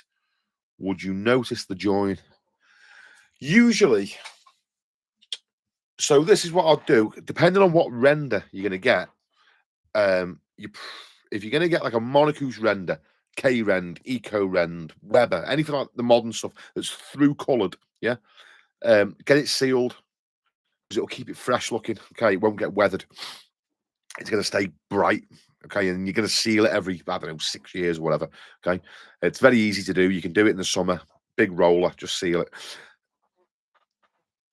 When you join up to that, if you've sealed it, it's going to stay the same or very close. The thing is, at Monocou's render, if you scrape them at different times, they're going to be a slightly different shade. Now, you don't notice on a house because you usually do like the front wall and then the side wall. So you scrape it at a different time. So you do a same day scrape on the front wall and a next day scrape on the side wall. They're going to be a slight different color, but because they're on different angles, you can't tell. You don't notice.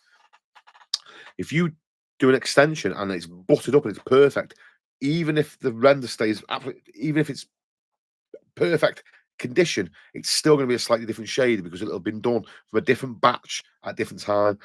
So what a lot of fellas do is they offset the extension just ever so slightly. Usually an extension on your house isn't perfectly in line with the front of your house. There's usually a little step, little step back that far or step forward a little tiny bit. If you do that, you're probably not going to notice. And an architect will probably do it like that anyway.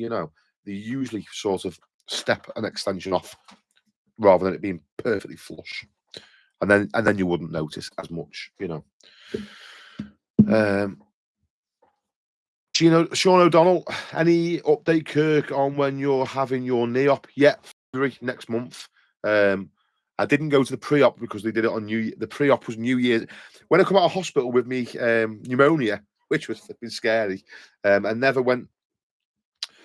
I never went to the operation because I had pneumonia, and my operation was for a week later. And I told them, I've just come out of hospital, I've had pneumonia. Do I need to come in and have another pre-op?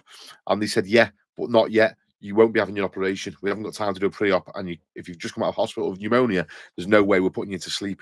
So they sent me another date for a pre-op, which was New Year's Eve. And obviously, one thing led to another, and I never made it. Never got there. So they've sent me another one, which I think is Tuesday, this Tuesday coming. And then I'll be having an operation in February. MC Shopping Centre, cheers, Kirk. I'm also on the Guinness tonight too, but I prefer the original, not the draft. That was the only one they had in the shop, to be honest with you.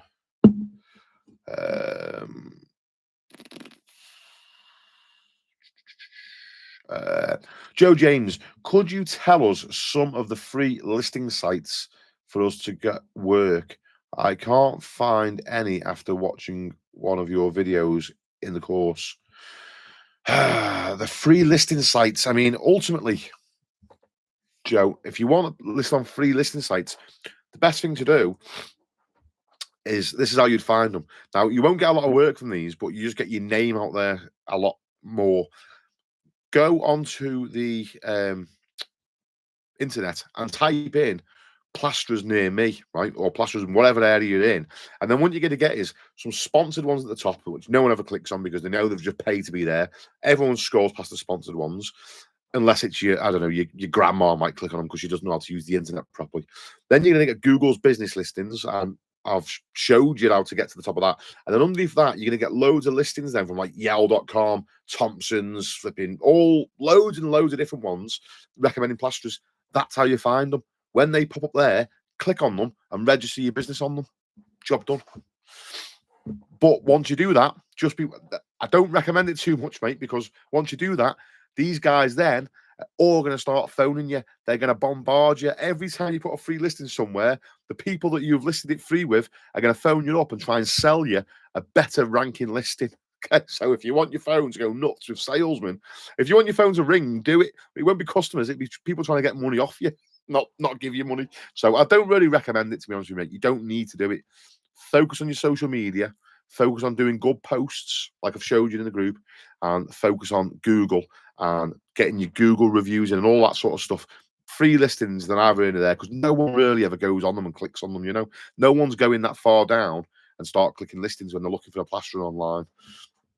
Very rare, anyway. And I know that because every single customer that ever phones me, I always say to them, "Oh, do you mind me asking where did you get my number from?" They never say, "Oh, well, we Googled it, and then there was like 17 directories underneath, and it was on like the 16th directory we found your name, so we rang you." No one even looks at them.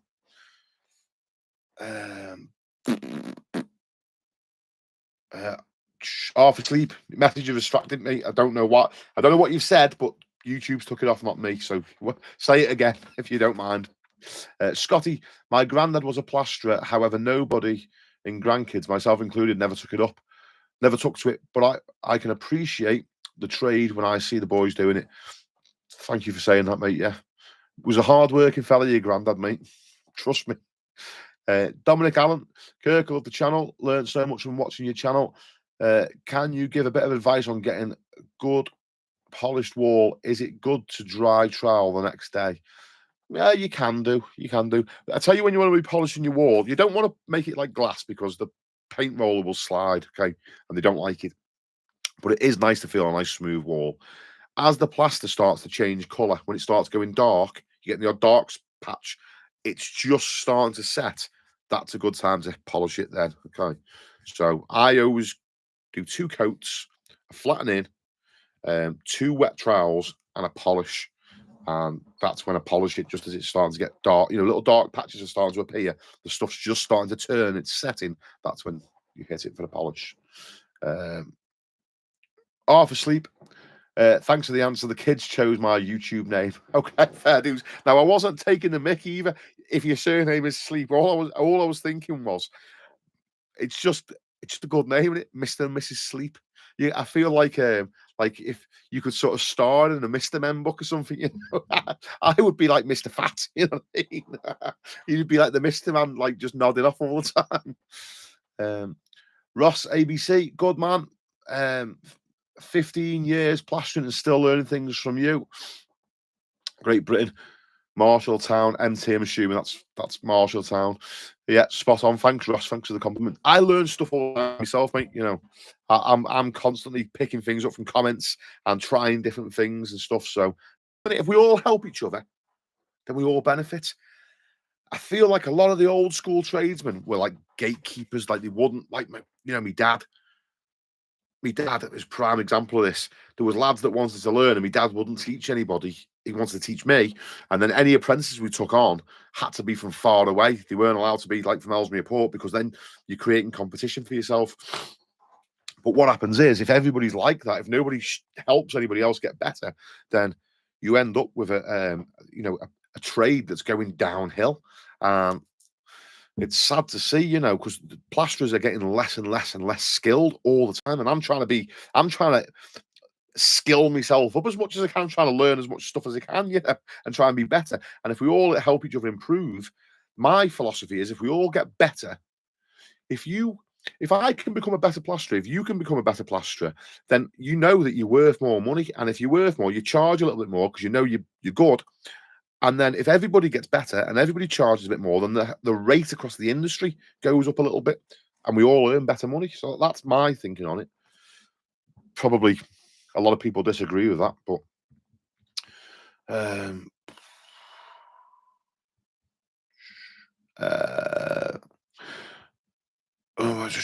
where's this now? 06 boy Benny.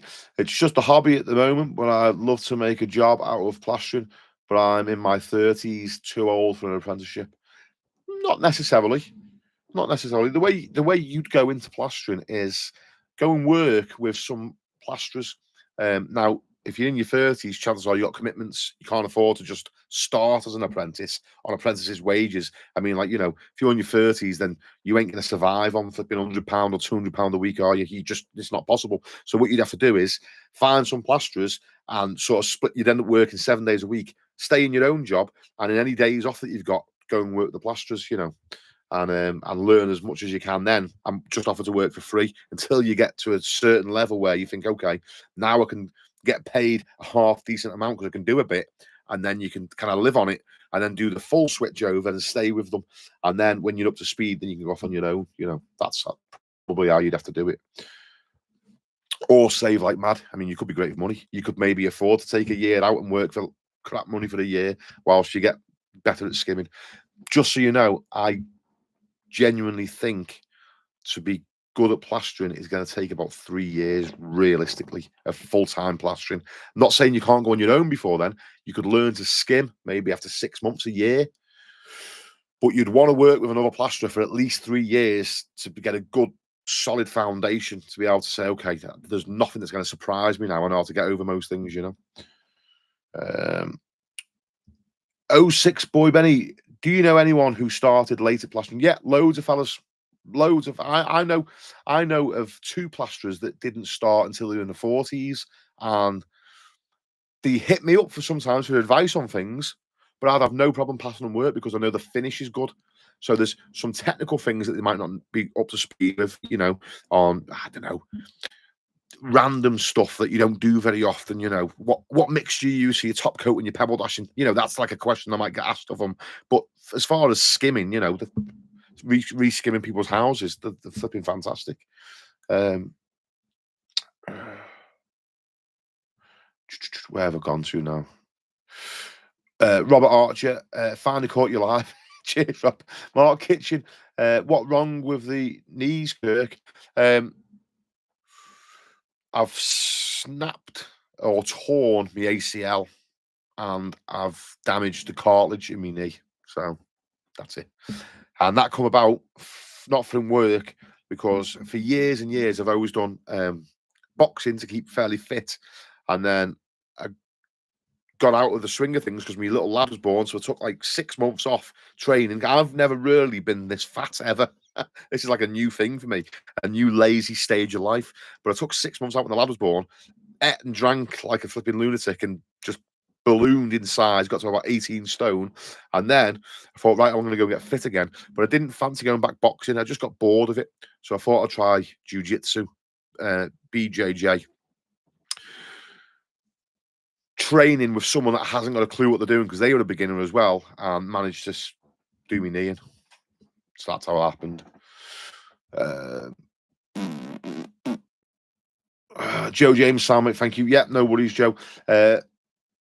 Robert Archer, I have the kid on the ranch do some social media stuff for our farm. The rest of us use the coffee shop. Yeah, word of mouth in the coffee shop. Where are we up to here now? Ross ABC, he's replying to somebody else. Neil Shop, he's replying to somebody else. Zachariah B, hello from France. I'll be over there soon. I'll be over your way soon. This coming spring, we've got a job in France to go and do. Triggy. You never stop learning, mate. 100%. And refreshing. I'm always... Where is it? Oh, they're everywhere. My little lad's been in here, so on the floor. I'm always reading books. Because it doesn't matter how much you think you know, you can't remember everything. So refreshing the brain. Dave Clark, the stabilizing solution, is it suitable for use as a base for masonry paint or even emulsion paint? Yes, yeah, that's what a lot of painters will be using it for. I'm going to predominantly be marketing it for plasterers to deal with lime wash paints, distemper paint, chalk paint, all those nasty things that make it a nightmare to skim. You could wash it off, but stabilizing solution is going to work great for that. That's where I'm going to be marketing it towards. But I do know that more painters than plasterers use stabilizing solutions, so it'll work for everything that they want to use. It'll just be the same as the stabilizing solution you can buy from the shop. So it'll be the same as Santex. Basically, it's gonna be exactly the same stuff. I think ours will just smell different because there's a different stuff that the chemists have put. When something's water based, they have to put stuff in the water to stop it, to stop diseases and germs growing in it. And depending on what they put in it, makes it smell different. That's I don't even want to know. The nerds tell me this stuff, and I don't need to know. I just said that smells different than the stabilizing solution that we've got. Why does ours smell different? And they told me it's because they have to put something in the water because it's water based. So that's all I know about it. But it'll be the same as what you can buy in Santex, but probably half the price. MC Shopping Centre, Dave Clark. Yes, it must have been for the decorators too. Yeah, there you go. He's agreeing with me. Leighton Atherton, do you shower in pink SBR? Of course, mate. Of course. And I drink it as well. I have a glass every morning. Boss Care Boss. Hi, Kirk. Good to see you. My dad's a plasterer. Followed him and a plasterer. Still learning. Still sometimes work with him. Hard working with your dad. Yeah, the hardest bit is working with your dad, not the actual job. Plastering's hard. Working with your dad's hard. No, it's good to have a laugh. Now, I'd love to get my dad on jobs now because he's funny. My dad's got a good sense of humour. When you're on my dad's jobs, he's a narc, right? He's retired now, my dad. He's got a blood clot in his leg. He can't work, unfortunately. When I was on his jobs, he's stressed out because it's all the pressure's on him to get the job done, to get paid. When I used to bring him on my jobs, he was the life and soul of the job. He'd just be having a laugh, he'd be having a band. He'd literally stop the job. No work would get done because he'd be pissing around, playing jokes on the lads. It's like he's went back to his apprentice days when he's just doing practical jokes and having a laugh all the time and telling jokes and stories and stuff. And he'd stop progress. It'd stress me out, but he was a good laugh. Now, because I'm not under so much pressure when I'm on jobs, because I'm basically just doing them to film them and have a bit of a laugh myself, it'd be ace to have him for the day. But he's just not interested no more. If I said to my dad, come and do a job, come and skim a wall, he'd like, nah, don't feel like it. But yeah, I know what you're saying, mate. He was a nightmare to work with my dad, though. I'd do something wrong in work. I'd do something wrong, something that he wasn't happy with, because my dad just expected perfection. No, you haven't got time to learn. I've told you how to do it, so just do it perfect. That was his mindset. And if he did something wrong, and he had to tell you more than twice, then what would usually happen is it'd stress him out. He'd go to the pub, he'd have 6 pints. My dad's a different person after 6 pints. He'd come home and he'd want to kill me. Like literally, I'd be getting battered, proper punched. Told you, do that again. Right. I'd be getting filled in. Like literally. Like my childhood now, I wouldn't change a thing. I enjoyed it. I was flipping a bit mad myself, so I enjoyed the beatings. The way I used to think of it was, when you're a young lad and there's lads that on the estate thinking they're tough and they want to try and flex their muscles on you. Nothing bothered me because I was thinking, if I can take beatings off me dad, who's a grown man, and I'm like 13, 14, whatever. If I can take these, because don't forget, my dad taught me when I was in school, then what are these kids going to do to me? There's no flipping. I'm getting thrown down the stairs. What are you going to do? So I wouldn't change it, but flipping heck, if it was today, if my dad was a dad now, he'd be in jail, guaranteed, because the school would be straight onto you, social services, and he'd be gone. He'd be locked away. But like my dad's way is, he's just said it's old school, son. That's just how it was. That's just how it was. You know, step out of line, you're getting a crack. End the situation. And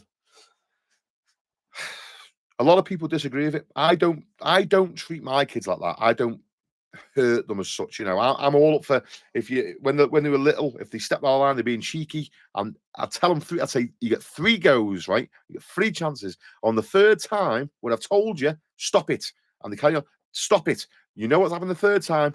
You're going over the knee and you get a smack backside. Some people don't think you shouldn't smack the kids. I always think smack them, never in temper. My dad did it the other way around. He wouldn't tell you off at all when he's in a good frame of mind. He'd get drunk, lose his rag, and then want to kill you. So, I don't know. Different ways of parenting. Did it do me any harm? No, I wouldn't say it done me any harm. Was it the best way to do it?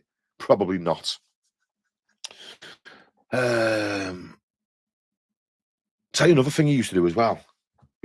My dad fixed everything with violence, which is just the way he was brought up himself, maybe, I don't know. But if I ever had any trouble with anybody near us, you know, any other kids picking on you, kids taking your toys off you, your ball off you, or anything like that, what my dad would do is, this is his style, this is just how he dealt with everything. First thing in the morning, 6 a.m., we're going round their house now. You think, right? 12-year-old, I've had a fight in school, right? You don't go around of an evening, because that's when you're expecting you. My dad used to like catch them off guard 6 o'clock in the morning, because when you rattle someone's front door like that, 6 in the morning, like, you know, you're getting someone off guard. And that's how he'd do it. So he'd get me in the car, straight round the house, 6 in the morning, rattle the front door, get your lad out here now, he's fighting my son. And I'll be like, I'll be in the car, 6 o'clock in the morning. Please, I'm going to get levered. I'm going to get filled in. But to be fair, you know, I never did. I always seem to come out on top. I think it's because I knew if I didn't win, I was going to get beat up off my dad as well. He's just flipping nuts. So, but I mean, because he dealt with things like that, I feel like I didn't really have that much hassle, you know, because I think that mindset, people thought that it was my mindset. They thought, oh, yeah, don't mess with him, he's nuts. But it wasn't me, it was my dad. I had a choice. We're flipping crackers. Bringing back memories, man. Sitting in the car, right, in the back of a little Fiesta, with me stomach churning, thinking, what the hell is going to happen next? uh, um, right. Where are we going here? I've missed a few comments. Good to see you. Right. Joe James, what do you think about someone going self-employed only after doing a 12-day intensive course? I would say it's fine. Just work with somebody else. Just team up with another plasterer, just for a bit at least. You know, offer to work with somebody else and just say to them, look, you know, I'm getting a few jobs in and I'll share them with you. You know, could jump in together and we'll just split it, or, you know, pay me a day rate or whatever. Working with someone else, you will manage on your own. You could manage on your own, but you're gonna make a lot of mistakes. It's gonna be a lot, you're gonna learn a lot faster. Remember what I was saying to you. If you want to be here, but you're here and somebody else is there and you want to do what they're doing, just offer to pay them or work alongside them. Give them a benefit. Say, look, I want to work with you. Can we jump in together? The benefit is I'll bring work to the table, or the benefit is I'll mix all the plaster for you and you can just pay me a rate, you know, and you're gonna learn a lot faster. You can learn by yourself, it's just take longer, that's all. Daniel Felton, great to see you doing so well, fella. You've done work for me over lockdown. Top lad. Shh, Dan. I was locked down. Yeah, I'm only messing, mate. Yeah, Dan, I remember, was you in Liverpool? Daniel Felton. I'm sure, I can't see your little picture. I'm sure you're in Liverpool and you had some cats. and at the time you just got a new house and you split up with your missus. Tell me if I'm right or not. I might be completely wrong, but I've got one of those sort of memories where I remember stuff now. I would have only met you, been there for about a day, about, I don't know, 6 years ago, but the brain doesn't forget. I've got a photographic memory, apparently. We'll see, won't we? We'll see what you say. 06 Benny Boy, cheers for the advice. Everyone in Kirk, you're a legend. Love the channel. Learn loads. Cheers, mate. Thank you. Mark Kitchen, try cycling 4.5 miles a week. Made my knee feel loads better. Oh, that's good. I can't cycle. I can. I'm like 17 and a half, 18 stone. Bike seats and me do not go hand in hand, mate. I wouldn't be able to walk for a week. MC Shopping Centre, good luck. Remember the motto, work sets you free. That was you got a bit there. Right, don't ask me why I've got this here. Your motto there, work sets free.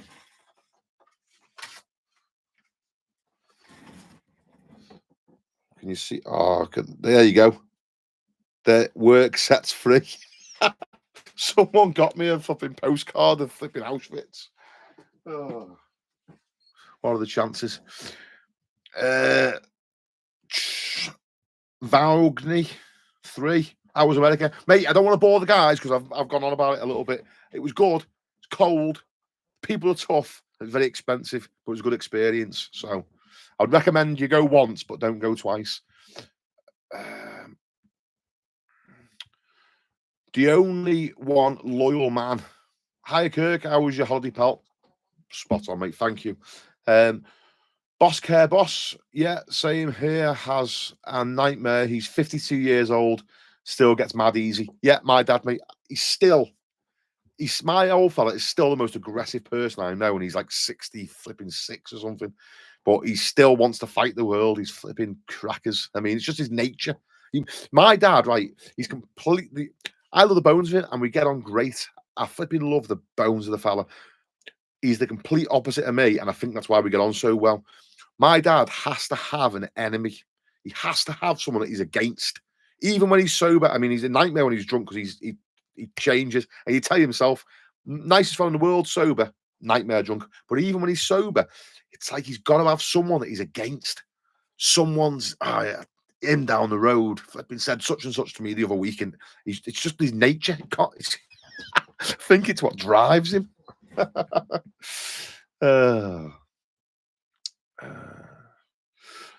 Zachariah B, thank you for sharing all your knowledge. Even if in France plastering is not exactly the same way, habits or rules, I don't know. I learn a lot from you and your videos. Thank you, mate. MC Shopping Centre. Neil, have you ever met a female plasterer?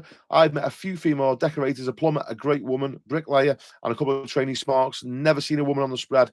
Yeah, it's interesting. There's literally 3 women plasterers that watch my videos, message me for advice and tips on different things. And they always say, oh, so easy to talk to, Kurt, because you don't sort of make us feel like we shouldn't be doing the trade. Do you know what I mean? I feel like maybe some fellas they ask won't give them a proper answer or whatever. Because I mean, I'll be honest with you. I'll give anybody as much advice as I possibly can. And I think it's good that there's women plasterers. Great, because you know, you can do whatever you want to do. If you're a woman, you want to be a plasterer, take my hat off to you. Would I want my daughter to be a plasterer? No, definitely not. I don't even want my son to. He's got to do it. He's got to learn at least. So at least I can say, well, you've got a trade you can fall back on. But plastering is hard work, especially building sites. Would I want my daughter carrying 8x4 plasterboards up the stairs? I think personally, women are weaker than men physically. That's just nature. Okay, stronger mentally, higher pain thresholds, probably. Physical strength, definitely weaker. Definitely, you know, there's always going to be an exception to the rule. You know, an Arnold Schwarzenegger of a woman and a Pee Wee Herman of a man. Of course, carrying plasterboards up flights of stairs, sound block boards and stuff like that is gonna. It does me. I mean, my body's deformed from plastering. You know, I've got the flipping injuries and stuff that you get. It hurts you. It's not a natural thing to do, is it? So I wouldn't want my daughter doing it. But yeah, I know of a few women that do it. But anyway, that's just my views on it. Any woman that gets stuck in and does it, though, fair play to them, because they're not only they've got the challenge of plastering, which is a hard job. They've got all the heavy materials to lump around, and then they've also got to go against a whole industry that basically thinks that they shouldn't be there, which I'd imagine would be quite, ticking on your brain. But maybe maybe some women, that's what spurs them on more, because they want to prove fellas wrong, So, um, Daniel Felton, that's the one. I've added more cats to the gang now. The ex is still a bitch. See, I told you the memory's quite strong, mate. How are you, Dad? Flipping good to see you, mate. Good to see you on one of my lives. The flipping top man. I remember as well, mate. You were flipping absolutely lovely fella. So spot on, Dan. Where are we up to here now? Manu Teokati. Manu. Kia ora Kirk. Cheers from New Zealand. Flipping nice one, Manu. The other side of the world. Steve OC. My mum gave us worse beatings than me dad. She used to chase us and smack us with anything, shoes, mugs, brush. Right.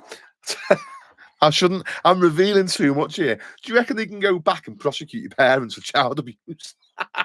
So my mum, right, little, she's like 5 foot and a fart. She's literally a tiny little woman, right?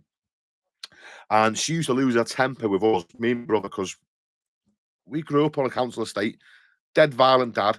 I used to think I was a little tough cookie, I was always fighting, and my brother was a bit of a nightmare. He started smoking pot and wouldn't stop, and there was also, we used to stress the life out of my mum, because the more naughty we were, the more she was going to get it off me dad. She was going to get it, loads of that, flipping, kicking off in the house, smashing things up. She'd probably get a crack as well. So she'd be more concerned for her safety the more naughty we were being.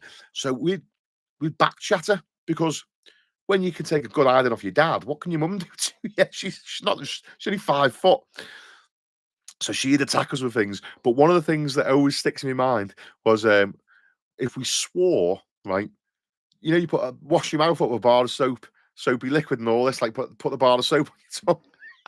My mum didn't have a bar of soap next to the kitchen sink, and our Craig be like, fuck, he'd be like swearing his little head off. And we would get your little tongue out like that. Fairy liquid, there you go, have some of that. Fairy liquid in your mouth. Can you imagine doing that to your kids now, putting a mouthful of fairy liquid? And I'll tell you the funny thing, there's nothing you can do to get rid of it. The more you try and wash it, like you're trying to wash it out, it's just bubbling. It just makes bubbles. Oh, mate, my childhood was. I tell my kids, right, when they're being cheeky, I tell them off, and they go to bed sulking, tears and everything because they've been told off. I'm like, you don't even understand the difference in your life compared to my life. I would have been flipping poisoned with fairy liquid and kicked around the house. You've just been told you're going to bed and you're leaving your phone downstairs. Oh, flipping heck. Manu, is Venetian plaster popular in your area? No, mate, not at all. I think down south in London, I'm more north of the country. I'm just outside Liverpool. There's not a big call for it where I am. But there's guys that specialise in it, and they must find the work somewhere. But I never get asked for it personally. Dean Mills or Miles, why has my comment shaded? I don't know, mate. I don't know.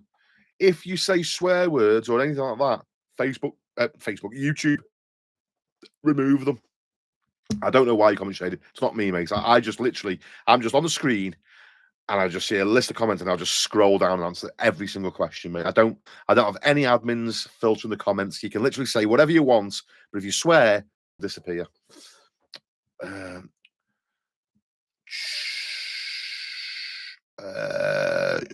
Shark.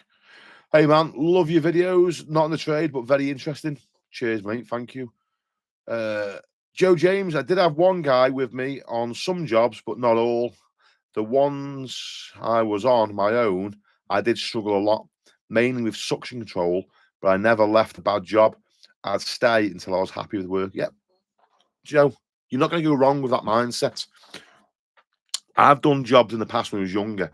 Like, there's not many things that catch me out now, literally. But like lime wash paint, I learned about lime wash paint and using stabilizing solution the hard way. I had ceilings just fall off, when because I've done site work, and then I've gone on my own on site, and then I've gone doing private work on my own. So there's a lot of things in private work that I didn't know about, that I've had to learn. My dad taught me private work when I was a kid, but as I got to the age when I left school, I didn't want to do private work. I wanted to go on the building sites. So that's what we did. We were all on the building sites, and that's where I really got, a lot faster at plastering. And then back on my own, doing private work by myself. So I learned a lot of things the hard way. So your suction control, just use SBR, leave it overnight, it'll work better. Make sure it's on nice and thick, and that won't be an issue anymore. But yeah, jobs I've done and they've gone wrong and fell down, and I've gone back again and done them for free. So you do them at a loss sometimes. It's all part of the learning curve. Sometimes you'll make money, sometimes you'll lose money, but always make sure the work's perfect, no matter what. Even if it costs you and you have to go back twice, as long as it's perfect at the end, then no one can slag you, can they? William Wormsley. Hi, mate. Love your content. Plastering myself, 30 years. I picked up a few tips off you. Thanks. Cheers, William. Thank you for the nice comment, mate. Where's it gone? Richard Mullin. Can SBR be shipped to Ireland? Yes, mate. If you go on my website, click on the link in the description of the video, and you'll have our products. If it doesn't give you a shipping address, just go on the little chat button or the contact us form, message Lauren, and she'll sort you out a shipping rate. Depending on where in Ireland you are, we might not have a shipping rate set up for you. So it might seem like we can't get it to you, but if you message her, it's because we do the shipping for free. So then all shipping in the UK, we know how much it costs, so we build it into the price. But in Ireland, it's going to cost us more. So she will just work out a new price, and it might only be 50p more, but it'll say on the website we can't do it. If it does that, just message her. She will go on the courier website, get a brand new price, and then let you know, and you can just send it over, or she'll set it up for your area so you can click on it and do it. So it might be a little bit of farting around for the first time, but then we'll get the stuff to you, no problem, after that. Manu, I reckon all us plasterers understand your dad. yeah, flipping heck. I've seen 2 women in New Zealand exterior plaster it. Yeah, fair play, mate. They are out there. They are doing it. Braz, have you tried the Italian Pavan trials? Top notch. I haven't, mate. No, not yet. Patriot, oh dear. Got in a bit late, but we'll rewatch all of it. Nice to see you, Captain. Cheers, mate. V-Star Jeans. Could you tell me what you use on a chimney wall once removed? Is brick, bonding, or hard wall, please? Could you tell me what to use on a chimney wall once you've removed? It's brick, bonding, or hard wall, please. Okay, so hard walls for high suction backgrounds. So you go hard wall. If there's chances of damp, if it's in an old building, there's no damp-proof course or there's no cavity, then look at using sand and cement with waterproofer in it instead, or dry coat. Or you could, there's like loads of things you could do if it's all off back to the brick. You could membrane it and dry line it. You could plasterboard it if you wanted to, Lots of options, mate. You can pretty much use anything you want, but just take into account the circumstances because you don't want any damp. Rob Archer, haven't seen a super chat yet. Have some farm money for your next pint. You're a gentleman. Thank you very much, Robert. Someone did give me a super chat before and sent me a tenner, so thank you very much. Listen, I do appreciate it. Thank you. I'll definitely be having a pint on you. Good man. Hadley Jones, the Anglian Artex Busters. It's been a while since I've seen a comment off you, mate. Yes, Kirk, you're back. Hadley, Anglian Artex Busters. Hope you had a great time away. Team on the trail, mad for it. Top man. Man who's laughing. My mum, Neil, MC Shopping Centre, my mum used to use the DAP and then a cane and finally a broomstick until my brother grabbed it and snapped it over his knee. She's so embarrassed now when I remind her. Yeah, I used to tell you what I used to get. My mum used to wear flip flops. You know the old school flip flops, like when they're going like, and she'd get the flip flop and flipping give you the good hiding with that. Tell you what, a flip flop around the top of the head like that. You know when you've been flip flopped. Dean Mills, no, there was no swearing. I don't know, Dean, because your comments are showing up now, mate. Never mind, night, mate, nighty night. Yeah, shopping centre, Neil, flip flop abuse. Tell you what, mate, there's not many things I haven't been hit with. Oh, I wasn't that naughty though. When I sort of got to high school, I just started towing the line. I wasn't really that much of a naughty kid then. Although I did get suspended from high school for touching a teacher's bum. Sexual predator, apparently. She was fit, to be fair. And I think she was flirting with me, but she didn't like me squeezing her bum, so that was the end of that. Suspended from school. My mum was mortified and my dad was made up. He thought it was great. And then I had to go to work with him all the time I was suspended. Every school holiday, every weekend, working with my dad. Suspended, working with my dad. And also, if you needed a hand on jobs, then I'd get a sick note and go working with my dad. So, Rab, just flying by, big man. Just wanted to say that your content is the business. And it's great to see a guy so dialed in on his trade. Cheers, Rab. Take it easy, mate. Oh, Hadley, where's your message gone? Hadley, I don't know what you've... Yeah, let me see if I can get these back. Channel report, put into that. No. There's nothing I can do to get your message. When it says message retracted, it's gone. I haven't done it. And I haven't got the option to bring it back, mate. So... Oh, right. Gentlemen, it's been emotional. I have to be careful, right? So I have to... I can tell you stuff about me upbringing, right? But you've got to remember that I love my dad and I wouldn't change nothing. And I don't want to say stuff that someone could potentially, because I know people that watch me live near my dad and know him. You know, people that know me watch me stuff. And I don't want to say anything that someone would then go and say something in a different way to my dad, because I say it laughing, because I wouldn't change it. But I wouldn't want somebody to go and embarrass me dad, you know, and say, oh, yeah, your son was on the internet saying, oh, you did this, this, and this. And then him feel like that big, you know, because I genuinely wouldn't change it. And if it didn't like it, I wouldn't, you know, if I don't want to bring any shame on him. He was doing the way my dad brought us up. I know he did it with good intentions. I know he didn't set out to be violent in the house and try and beat us up and hurt us. He wasn't doing it from a place of evilness. He wasn't sadistic. He was a working man under a lot of pressure and not the tools to deal with the pressure. So he'd go to the pub, but then my dad and drink didn't go hand in hand. So he didn't come home and think, I know what, you know, he didn't get up in the morning and think, I know what I'm going to do today. I'm going to beat my son up. I'm going to give him a good hiding. It's just how he just didn't know how to deal with his stresses and problems. So I don't see him as a bad guy at all, of the bones of him, you know. But obviously there's certain things that I don't want to go too much, bang on about it too much, because I also don't want to embarrass him or bring shame on him, you know. So, I mean, there's a lot of stuff. I've never really hit my kids, but I've kicked off plenty of times. There's a lot of stuff that my kids could say that would make me feel embarrassed if people knew, you know. Everyone's got their own private stuff that happens in the house, haven't they? So, hope that makes sense to you. Right, is that it? You've all had enough of commenting now. We done. Nearly there.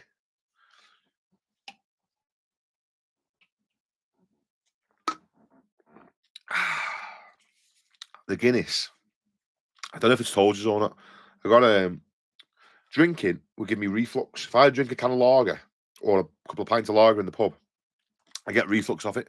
So I tried to stop drinking, but I really like it. It's one of my favourite things, having a pint, you know. So I don't need to get bladdered. I just like to have a nice cold beer. Guinness doesn't give me reflux. I found out because I was thinking, what can I drink that's not going to cause that flipping foam to come up. And Guinness is fine. Hence Guinness. Bitter's not too bad. I think it's got a little bit more fizz in it though. Bitter or carbonation or whatever I don't know what they do to it, but I can have 2 pints of lager and that's it. I'm wrote off all night with reflux. I can have about 5 pints of bitter and it will start. I can drink that till it comes out my ears. I went to a wake of a funeral of a friend of mine yesterday. Lovely fella Mark. I went to his wake yesterday, and I must have had about 12 pints of Guinness last night. Fine, apart from the hangover this morning. No reflux. I was all right. Anyway, don't know what's going on here now. Is the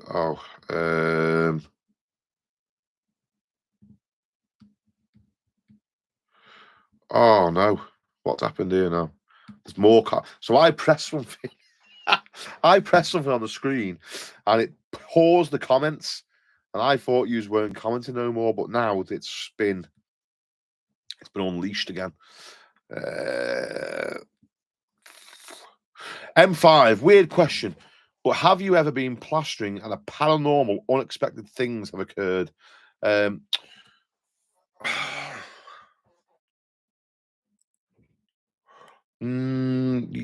been in a few spooky houses where I felt flipping. I was doing a job in Wales in this little cottage out in the middle of nowhere, and I was the only fella there. And it was in the winter and it was going dark. You know, when you're young in your 20s, and you're always having rows with your missus and getting kicked out of the house. That back in the day, you know, when your missus, that's it, get out. So I just thought, stuff it. I've got to get this job done. I'll just work. I'll just bury my head in work and just work. And I was at this old spooky house, and I thought to myself, do you know what? This is how mad I was. I'm just going to work here. I'm going to get like 4 gauges in.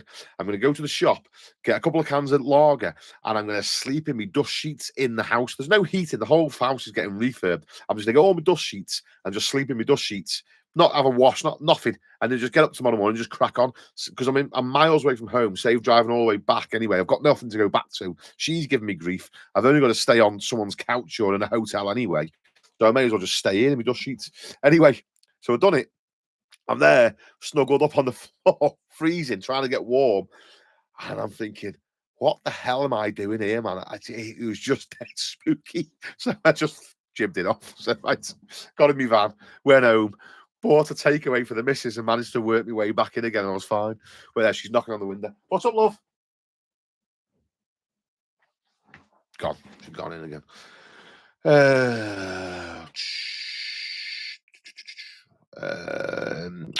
Manu, as a plasterer, you and your dad inspire me massively. Cheers, mate. I'll tell him he'd be made up. Vista Jeans, could you tell me what to use on chased out electrical cable and central heating pipes, please? I've done a video on central heating pipes, mate. On my channel here. It's one of the recent videos. So if you just go to the video section and scroll down a little bit, you'll find it.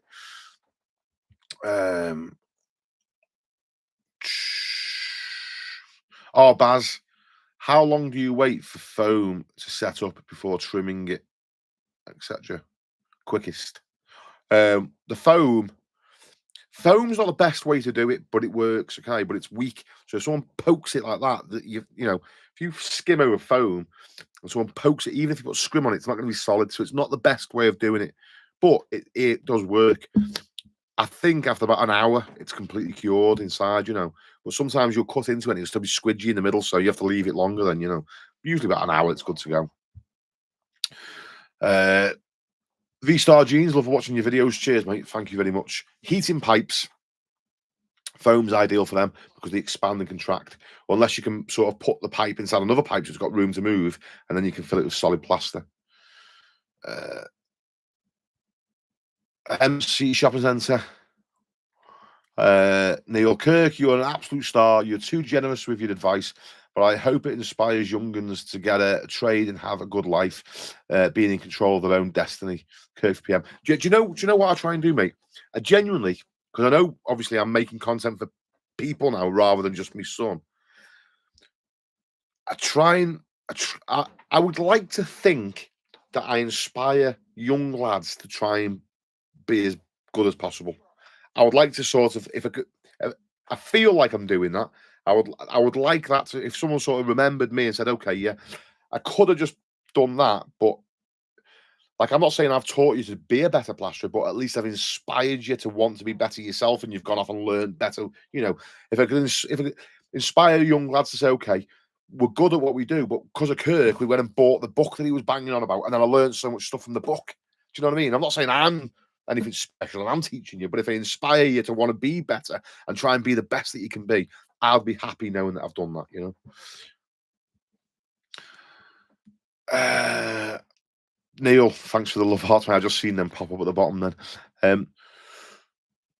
Kudzai, Kudzai, Kud. Yeah, I'm thinking that. Yeah, I'm thinking I'm saying your name right, mate. My mum had the belt. What? Did she use the belt on you, or did she get the belt off your cat? I don't know which way you man. My mum had the belt because I know if I had the belt, it means I'm receiving the belt, not giving it. So, Sean Hughes, do you have other interests other than the trade? Yeah, I don't really. I don't dislike plastering. I've just so you got to think my life has been. I've been plastering since I was a kid. It's all I've ever done. Pretty much, I've always been a plasterer. I always wanted to be as good as I possibly can. So reading about it, learning about it. Sorry, I'm speaking fast. And now I do the job and make videos on plastering. So I'm basically consumed with plastering. I basically, when I'm not making videos or doing it, I'm sick of it. You know. So my hobbies, I love bushcraft. I like shooting my air rifles. I love boxing. I like a bit of hunting. Some people aren't into it. You know, I quite like the idea of catching, you know, a rabbit and barbecuing it and eating it. You know, that's I feel like I'm sort of going back to my original caveman roots doing that sort of stuff. Now, some people don't like hunting; they think it's cruel. But I would beg to differ. I'm just putting this out there because I'm thinking of any objections that might come my way. Because people say, "Oh, you shouldn't hunt." I would rather see an animal live in its natural habitat, enjoy the wild, and run free its whole life. You know, and one day a dog grabs it by the back of the neck snap, and it's done, it's finished, or he gets shot. You know, it's over. But it's lived a nice life. I would rather that than eat a store bought chicken or flipping whatever that's lived its whole life in a factory farm, never seen the light of day, been force fed antibiotics and flipping stuff to bulk it up as fast as possible, lived in crappy conditions, and then, you know, eventually been killed. I think hunting an animal is far more humane than the you know the shop bought stuff. But yeah, I like that. I like mountaineering. I used to always be in the mountains. Every weekend, I used to go to Snowdonia, and there's like 14 mountains in Snowdonia. I'd be up and down them all weekend. That sort of stuff. My kids are big into horses. They do horse riding. It's not really my thing, but sometimes I get roped into going to events, and when they do camps and stuff, I have to go to those sort of things. So I've got a few different interests, a few different things. Tell you what I do like. I like sort of I like my old Toyota Hilux and off-roading and that sort of stuff, you know. I like heavy machinery. Like here's the thing with me. People say, "Oh, if you have any car, what do you have?" I've got a Toyota Hilux. If I could pick any car, people want Lamborghinis, Bugattis. I want a Toyota Hilux Mark One in perfect condition. That's what I love. The original Mark One Hilux. That's what I'd get. If you said to me, Kurt, you can have anything, what would you want? Give me a caterpillar digger, you know, a bulldozer. That's what I want. That's the stuff I like. You can keep your Ferraris and your Porsches. Give me a flipping, you know, a Peterbilt truck. That's the sort of stuff I like. Look at me. I'm like a flipping. Look at me, man cave. I'm like a hillbilly, aren't I?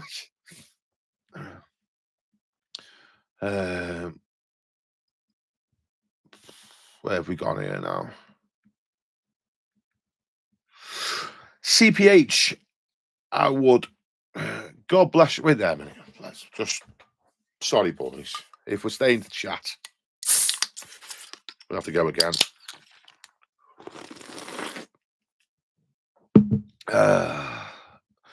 Right, CPH Haywood. God bless you, lad. You turned out well, and your dad's got to be proud of you. Yeah, I think he is, to be fair, mate. He tells me he is. And I think that's all it's funny, isn't it? You feel like everything I do or everything I did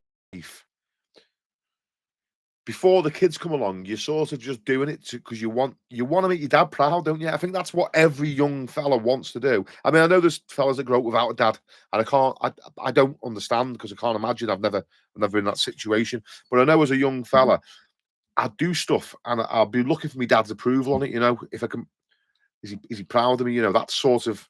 And he's told me he's proud of me. When your kids come along and your family, your sort of priorities change, and I'm sort of less concerned with making my dad proud and more concerned of, you know, keeping these little buggers fed and happy, you know, as much as you feel like they're not grateful, but they are. I mean, to be fair, I've got a lovely family.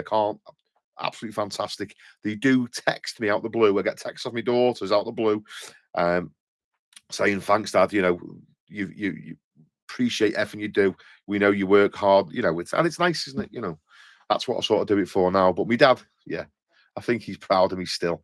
Probably won't be proud of me telling everyone how much shit he was when he used to beat me up. Hadley Jones, there we go. Short story, never use Checker Trade, but they contact you constant daily. How would you deal with them and what's your thoughts on them? And it's daily, never use them, but they text and call.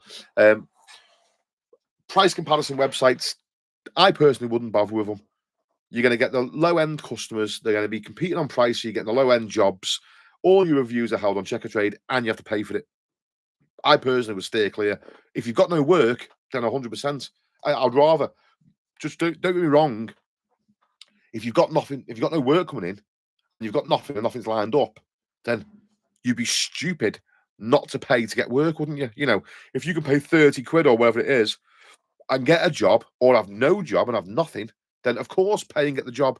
But in the meantime, I would definitely be trying to do everything I possibly could to start generating work external from Checker Trade, where you're going to get, you know, get your own reviews built up on Google, get your own presence on social media, get your own recommendations from word of mouth and customers, and, you know, you've got to basically become popular in your area.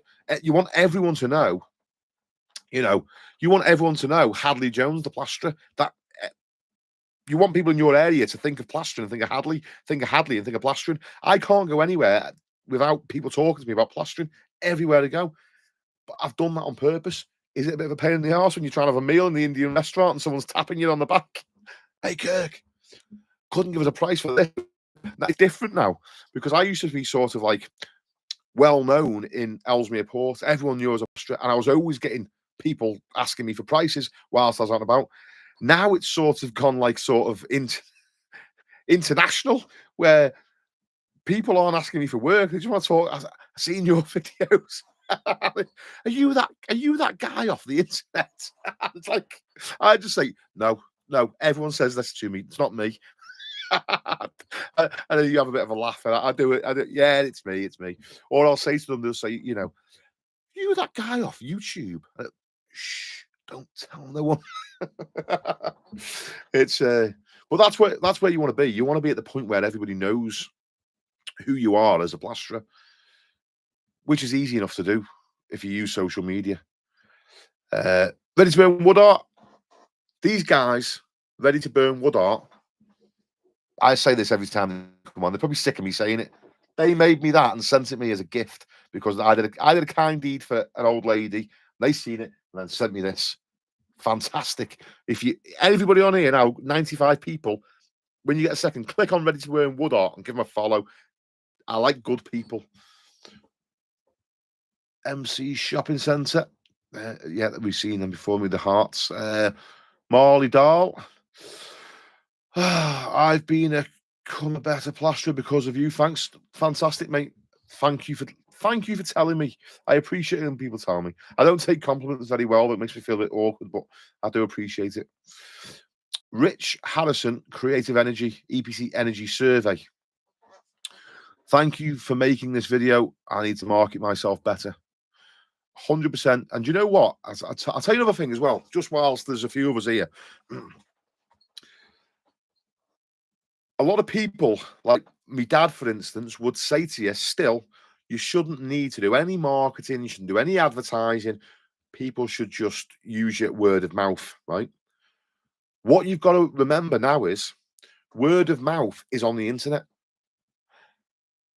For instance, we were sat at my mother and father-in-law's house a while back, and my missus wanted some work done on the car, right? I know mechanics, and her dad knows mechanics. We're sitting, me and dad, having a beer, chatting to each other. My missus sat next to us, right? And she wants to get the car serviced, and our mechanic that usually does it couldn't fit us in at the time, right? So she wanted to get her car serviced because she was doing a big drive a couple of days' time. Now we're both sat there. My missus could have just said to either of us, "Hey, Dad, do you know any other mechanics? Gary can't fit me in." Or Kirk, who else can we use a mechanic? Because I've phoned them and they can't fit us in. She didn't do that. She went on Facebook and put a post. Can anybody recommend a mechanic? So it's okay, people saying you should only get work from word of mouth. But word of mouth is sort of people are just going to type it on the internet these days. It's just the world's changing. So you can either resist it and you might be okay, you might not, or just sort of just keep up with the way it's going and, make sure you've got a presence online to an extent. You don't have to make videos. If you join my course, if you click on the link in the description and then join my little course, I'm not going to start telling you to make videos. You don't need to do that. But there's certain things that you need to do to get yourself out there a little bit,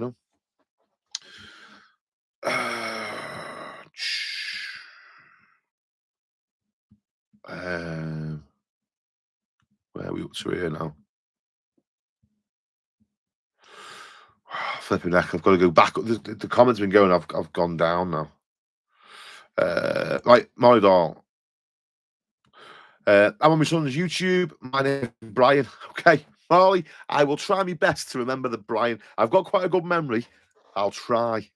But I've got to remember about 30 people's different names on it. So we might have to just go through this a few times, mate. Manu, you've got to be one of the best plastering influencers that exist. Cheers, mate. You give me a big ad. Rich Harrison, will I be able to watch this from the beginning? I want to listen in the car on Monday between jobs. Yes.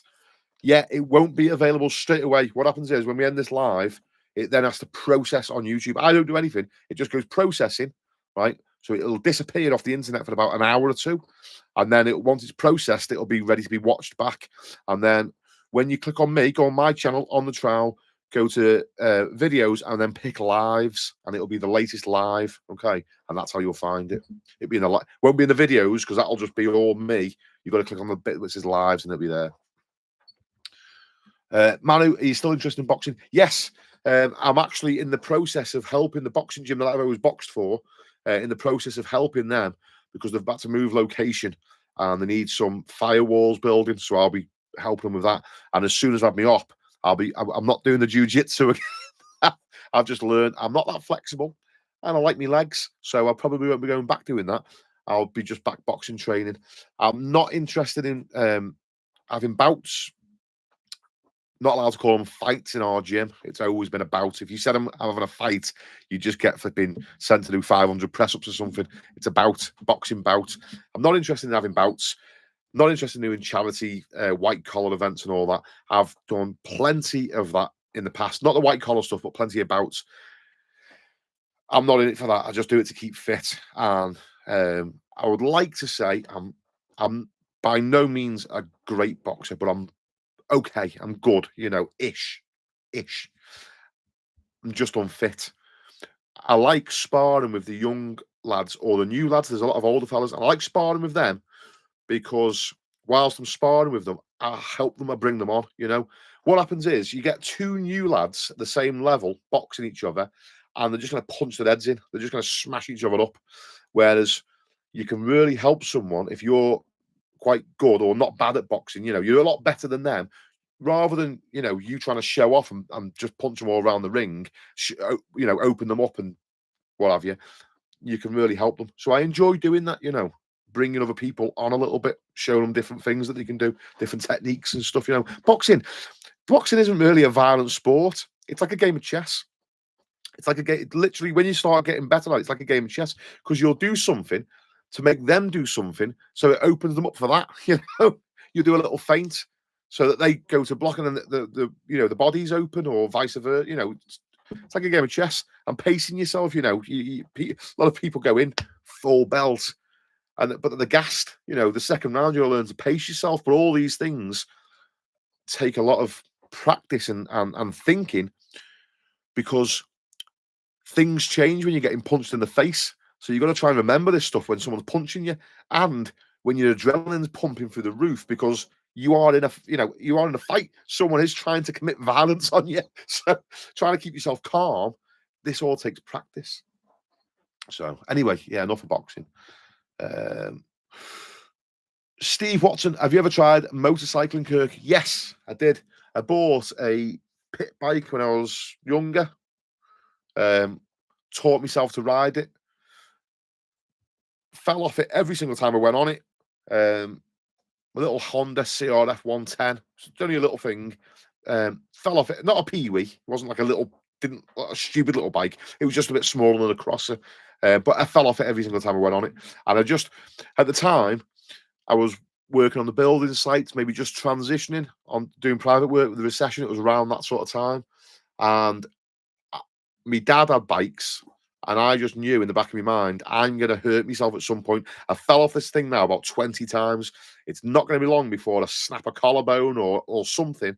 And I just thought to myself, if I can't work, we don't eat. So I just got rid of it, because I just thought my chances, my lives are running out before I hurt myself. So it just went. And I'll be honest with you, road bikes, I have considered it recently, getting a road bike. You know, I'd like something like a big BMW sort of off-road bike that you can go touring on with all the boxes on, you know, put a tent in it and all that. There's just too many lunatics on the road, man. You know, it's just, you can be the best bike rider in the world, but, you know, little Susie, the hairdresser that's late for work, putting a lipstick on in the mirror, will pull out on a junction, and is it worth it? So I just haven't bothered. Sean Hughes, brilliant. Sorry, got your name wrong, mate. Brilliant. My wife did the 3 Peaks Challenge last year for charity. Her and her colleagues raised 10 grand for Alder Hay Hospital, and she's doing another one this year in the Lake District. What happens is, mate, once she's done the 3 Peaks, if she's never done it before, she's going to come home, she's going to be in agony. You know, the next day, her legs are going to be killing her. But if you do it every weekend, you get very used. You don't have any aches the next day. You get used to it, and it gets quite addictive. You quite enjoy it. She probably really enjoyed doing it, and that's why she's doing another one. But she might get the bug for it and want to be out there every weekend. And it does get like that. It's good, mate. It's good when you get into it, and you go in the winter with your ice axe and your crampons, and and you maybe doing a bit of rope work as well. It gets there's quite a bit to it. It gets quite good. It gets quite addictive. The Wandering Mason, how you doing, mate? Hadley, my boy said Kirk needs a go-kart, or defo mechanics sidekick Rotax. Mechanics sidekick. Yeah. Do you know, I don't know, I'm not very good at mechanics. Sean Hughes, and as for the vehicles, I'm also the same. I've got a 1986 Fiesta that I've restored, and I'd rather drive that over anything. Yeah, old school stuff. No computers, and you can work on it easy. My dad used to drive Cats, JCBs, and excavators. I was driving Pocklians at the age of, I can't pronounce that. I don't know if I'm saying it right. At the age of 8, and I know why he enjoyed that job. Heavy plant was his entire life. It's good, isn't it? I do like it, to be honest with you. I used to drive. I remember when I had to do work experience. So I would have been about, 13. School sent me on work experience, but you had to do all the insurance stuff. The school wanted to, make sure that they weren't sending you anywhere. So I couldn't work with my dad because he didn't have all that stuff to work with him. Even though I worked with him all the time on the weekends, I couldn't do my work experience with him. But his mate ran Alchem skips, Tommy Sherman. So I went and worked at the skip yard where the skips would come in and get emptied. I'd go out with the drivers, pick skips up, fetch them back. They get emptied on the yard, and then we'd sort all the waste. And they let me drive the wheel loader big, massive Volvo thing with a big bucket on the front of it. It was the best thing in the world. That's all I wanted to do, was just be a wheel loader driver.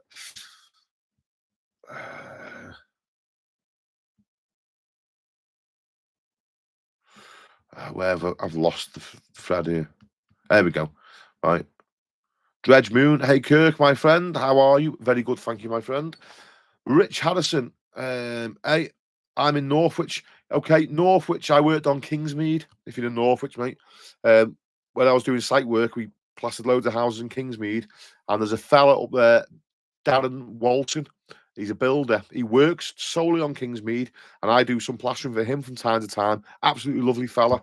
And what's the pub called? The Kingfisher. If you ever pop in the Kingfisher, mate, you might catch me in there one day. Dredge Moon, Kirk, I have a question. Dredge Moon, like Kirk, I have a question. What are the biggest challenges you face or used to face when first starting your own business? Getting the working. That was the main focus. That was the only thing that I didn't struggle with it, but that was my main focus. Doing the jobs was fine. You've just got to get the work in.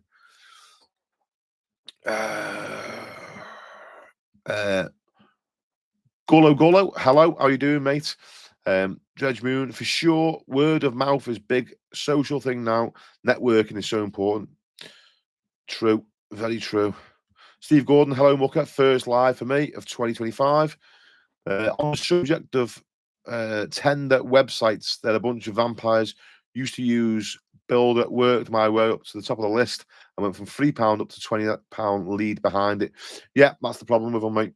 That's it. Neil Trodden, flipping heck, where have you been? I haven't seen a comment from you for ages, mate. I've got to patch 3 chases tomorrow, and there was a time when I'd be absolutely bricking it. Tomorrow, I'll be using plenty of water to blend in. I won't get the chance to take a bit and go in neat. You're spot on. Nice one, Neil. Rich Harrison. Problem is that most people don't know how to search for independent for EPCs. They let the agent do it for most cost and less service. Yeah, true enough. Paul Jones, hope you're feeling better now, Kurt. Has your man flu gone yet? Yeah. Still trying to milk it a little bit, you know. No, it's gone, mate. I'm all right. I can take a full deep breath now. Rich Allison, yeah. Cheers, Kurt, mate. Manu, I love how you just pointed that out. Word of mouth is online too. Yeah. The comment, I'm late with the comments here, aren't I? Been running in word of mouth for 2 years now. I'm looking to start attracting clients. Good stuff. Dredge Moon, I'm a scaffolder and I'm looking into starting my own thing. So, scaffolder, mate, you need to pretty much be reaching out to. Here's a thing that I tell people in the group, in my coaching group. Here's one thing that you can do, right? Everyone in my group's going to give me stick for this now because they're paying to be in there £1 a day and I'm giving it away for free. But here's a little tip for you, Dredge Moon. Like, this is something you could do. One of the things that you can do is other tradesmen will use your services, right? So, for instance, you as a scaffolder, your main customers are going to be roofers, bricklayers, and plasterers, right? What you could potentially do is go onto Google and type in roofers near me, okay? You know, type in roofers near me, and that's going to give you, go down to the Google business listings, and it'll show you a little map with three little dots on it and 3 roofers that are near you. Click on more, and then it'll give you a never-ending list. That list will just keep going. And what will happen is, because you've typed near me, it's going to give you the closest one, and then each one is just going to be a little bit further away than the one before, okay? And you'll get every single roofer that's listed on Google in the country if you just keep scrolling down, right? So you can say, okay, I don't want to go more than 7 miles, okay? So just do this, and when you get to the one that's like 7.1 miles from you, just stop. Now, what you then do, you've got all these people, you've got a text message wrote out in your phone, ready to go, okay? And the text message is going to read something along the lines of, hey, it's Dredge Moon here, whatever your real name is. It's Dredge, the scaffolder. I'm just reaching out to you because I'm making new contacts for 2025. I'm sure you've already got a scaffolder lined up. And I don't want to tread on anybody's toes because the last thing you want is another scaffolder coming at you saying, why are you trying to steal my work? So I'm sure you've already got another scaffolder lined up, and I don't want to tread on anyone's toes. But if you ever get let down or you find yourself stuck on a job, feel free to give me a call. Here's my name and number so you can save it to your phone book really easy. Dredge the scaffolder with your mobile number wrote underneath it, right? So you can just copy and paste into his phone book. Hope you have a great year, right? Done. Dredge the scaffolder, done, right? Then what you're going to do is go to that list, yeah? Go to the first one on the list. Phone number, copy, paste, send. Next one, copy, paste, send. You can put your phone number in every single roofer's phone book on his phone within about 20 minutes. Just copy and paste that text to all of them. Do all them, then do all the plasterers, then do all the bricklayers, then do all the builders. Before you know it, your phone number is flipping in everyone's phone book that could potentially use a scaffolder in your area. That will generate work instantly, straight away. And that's without the Google stuff's better, the social media stuff's better, but this works fast. Okay, so that's one thing you could do, mate. Don't tell anyone I told you. All right. Where are we up to?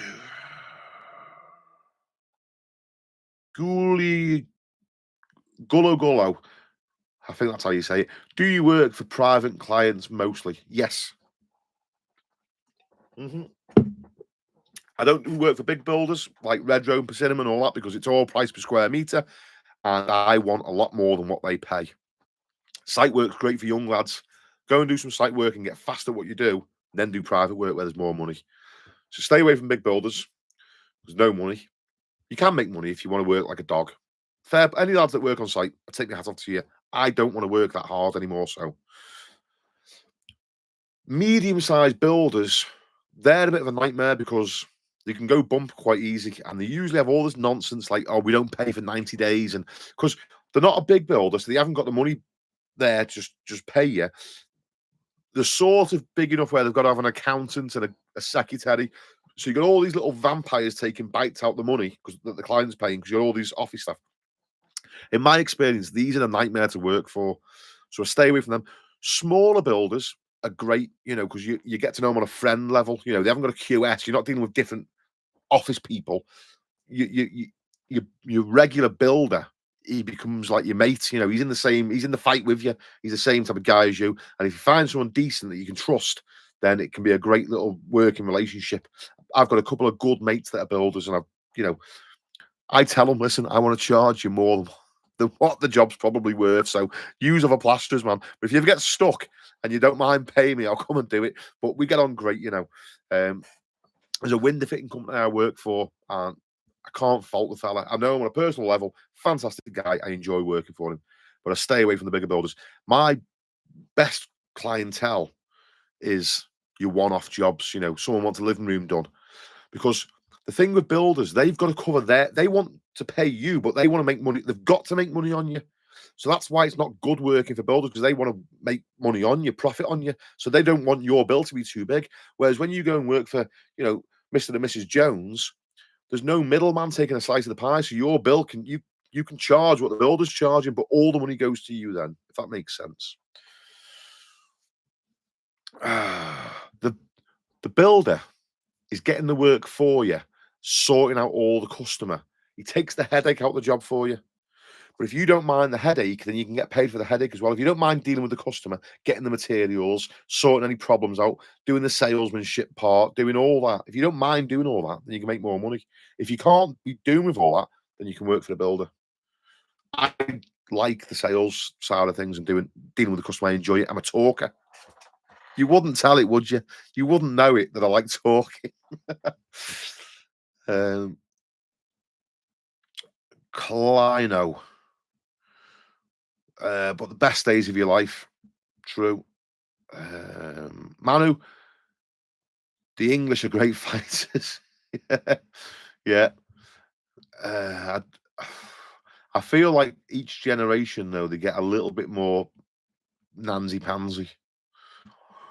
Where are we up to? Right. Musty. Which product is best for dot and dab, drywall adhesive, or Sinat universal bonding compound? They're both pretty much the same. I tell you what, the Sonat stuff, is it Sonat? Yeah. So they're all adhesives for sticking plasterboard. The Sonat stuff, if that goes a little bit old in your van, if it's been in your van for quite a while, it loses its stickiness. So I prefer British Gypsum's drywall adhesive, but it's more expensive, so I'm not everywhere stocks it.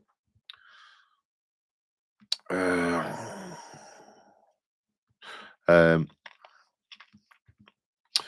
yeah, MC Shopping Centre, Dredge Moon. Scaffolders are a tough breed, but you have to learn some personal skills because most of you are utter animals. Respect. That's a tough job. Yeah, scaffolding. My wife's father was a scaffolder, and then he became a steel erector.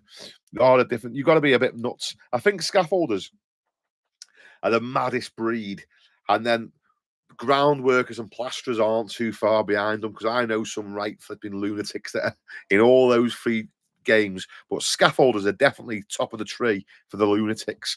I mean, you've got to be mad. You just climbing up poles, you slip off and you're dead. You know, everything is heavy and cold and wet. You're permanently outside, and it's not the putting the scaffolding up that's the problem. It's when it's coming down because then guys are throwing tubes down, they're throwing fittings down. I mean, you get a fitting on the top of the head. Well, a normal person would be done. A scaffolder would probably go, "Oh, what was that?" You know? I'm only messing, mate, but yeah, definitely a tough breed, scaffolders. Sean Hughes, mate, she was ruined for about a week. Yes, when she did the 3 peaks. I tell you what I did. I did for charity. I did 2 marathons in one day. You can actually. This is on the internet. This if you Google my name, if you put Kirk Johnson into Google, you will find a newspaper article on me where we did. And it's like me and my brother, and you see us going up a mountain. That's the picture that they used. But I did 2 marathons in one day. Not running. We walked. I tell you what, mate. I think about 57 miles I did. We went to Stafford and we walked back to Ellesmere Port from Stafford down the canal. And after that, I had literal holes in my feet, like where the skin had rubbed off and it just kept rubbing away. And my feet were bleeding after that. I wasn't very well prepared to do that much walking in one day.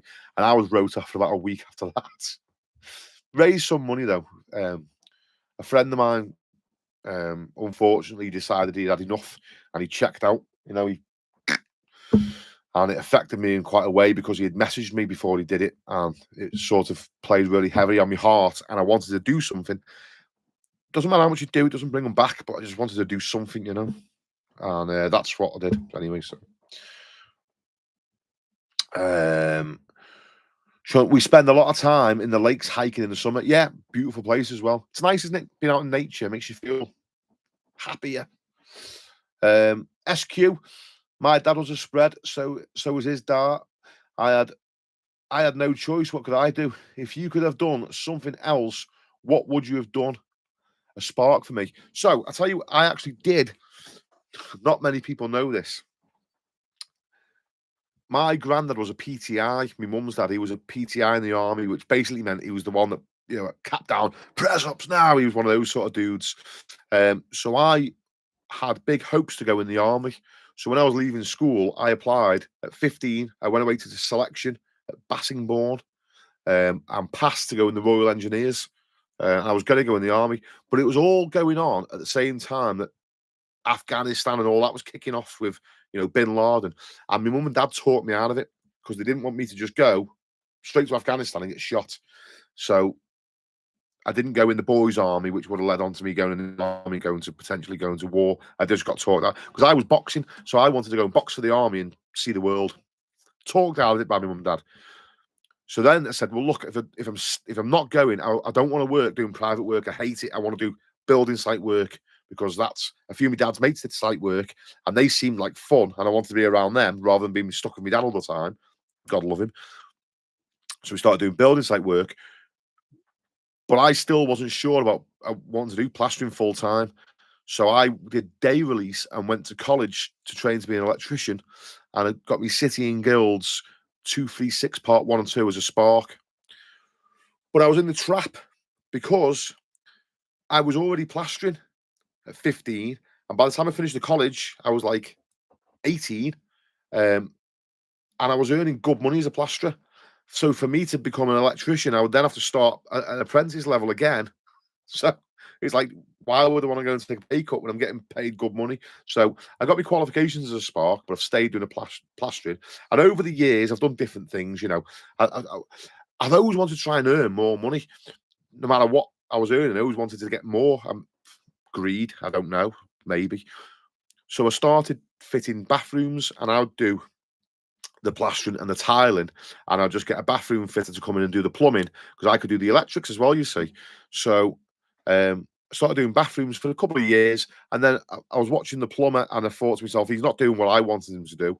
So I basically learned plumbing, and I was bathroom and kitchen fitting as well as plastering for a couple of years. I teamed up with another bathroom fitter that did kitchens, and we worked together, and between us, we could do everything. So I did that for a few years, but you're always working late. You're always working dead late at night because you'd rip the bathroom out, and that'd be day one. And then you think, well, if we get all the pipe working, then we're a day ahead, you know. So you'd stay and get the pipe working, and then I'd plaster it. And then it's like there was always something you could just stay late and do, and it would make you faster. So I ended up working every night until about 7, 8, 9 at night. And then I'd go back to his, have a few beers. And my missus was basically just, after a couple of years of it, she'd had enough. So I went back to plastering so I could just be home for, like, 3, 4 o'clock every day. Because I was earning more money, but I wasn't having any benefit from it because we were just bashing the bathrooms out and the kitchens out, you know. It was okay for him because he's single, and he's still single, and he's happy like that, you know. So it didn't really affect him. Where are we up to?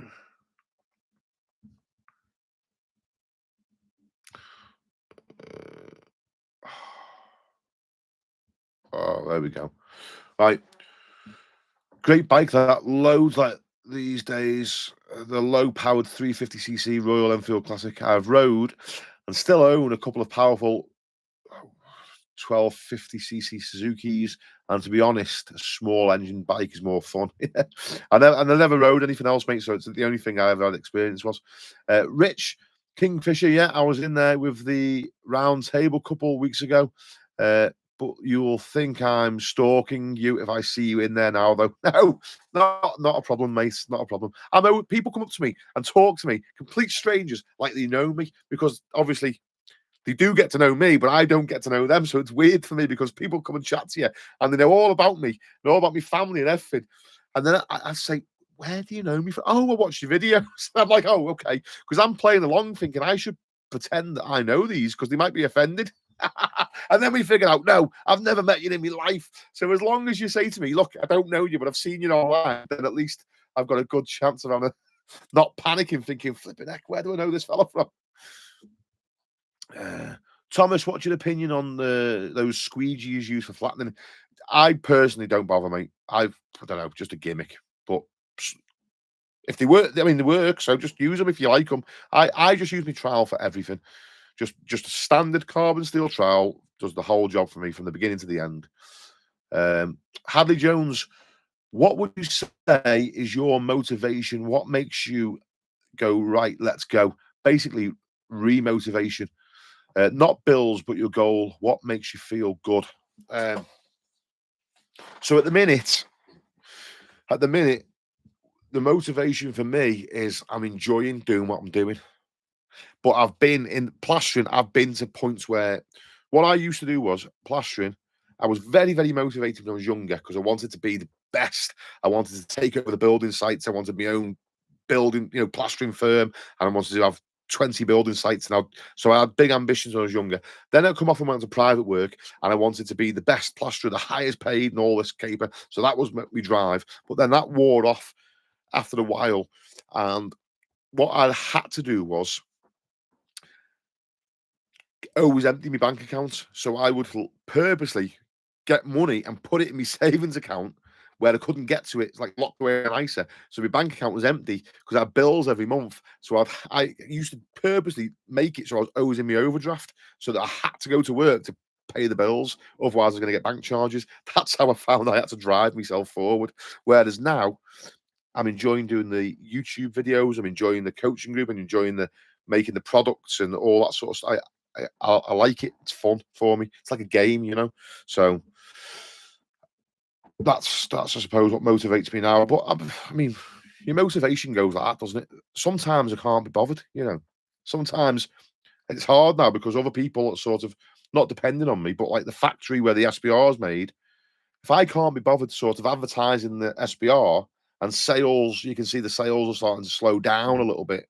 They're like, come on, Kirk. And I'm like, oh, can't really be asked. You know, I don't really care. It's like, so, but then you get a little spark of motivation. You go again, don't you?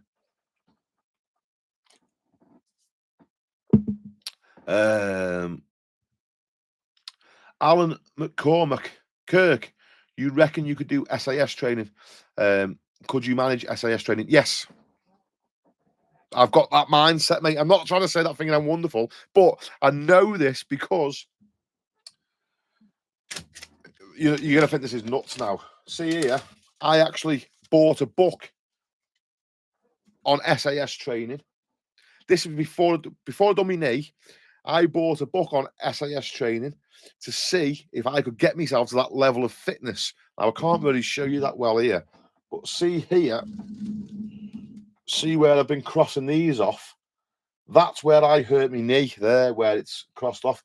And this was a weekly training program. So I'll just read you quick. Monday, easy run, 30 minutes. Tuesday, swim, 30 minutes. Wednesday, easy run, 45 minutes. Or sport for 90 minutes. This was the start of the training for this, what this book recommended to get SAS fit, ready for selection. If you're going to go for selection, this was a book to get you ready for selection, if that makes sense. And that's what I was working my way through. And I mean, this was the beginning of the course, and I was doing this easy. I was, you know, easy run 30 minutes. I mean, that's nothing. Them runs need to be flipping a lot longer than that.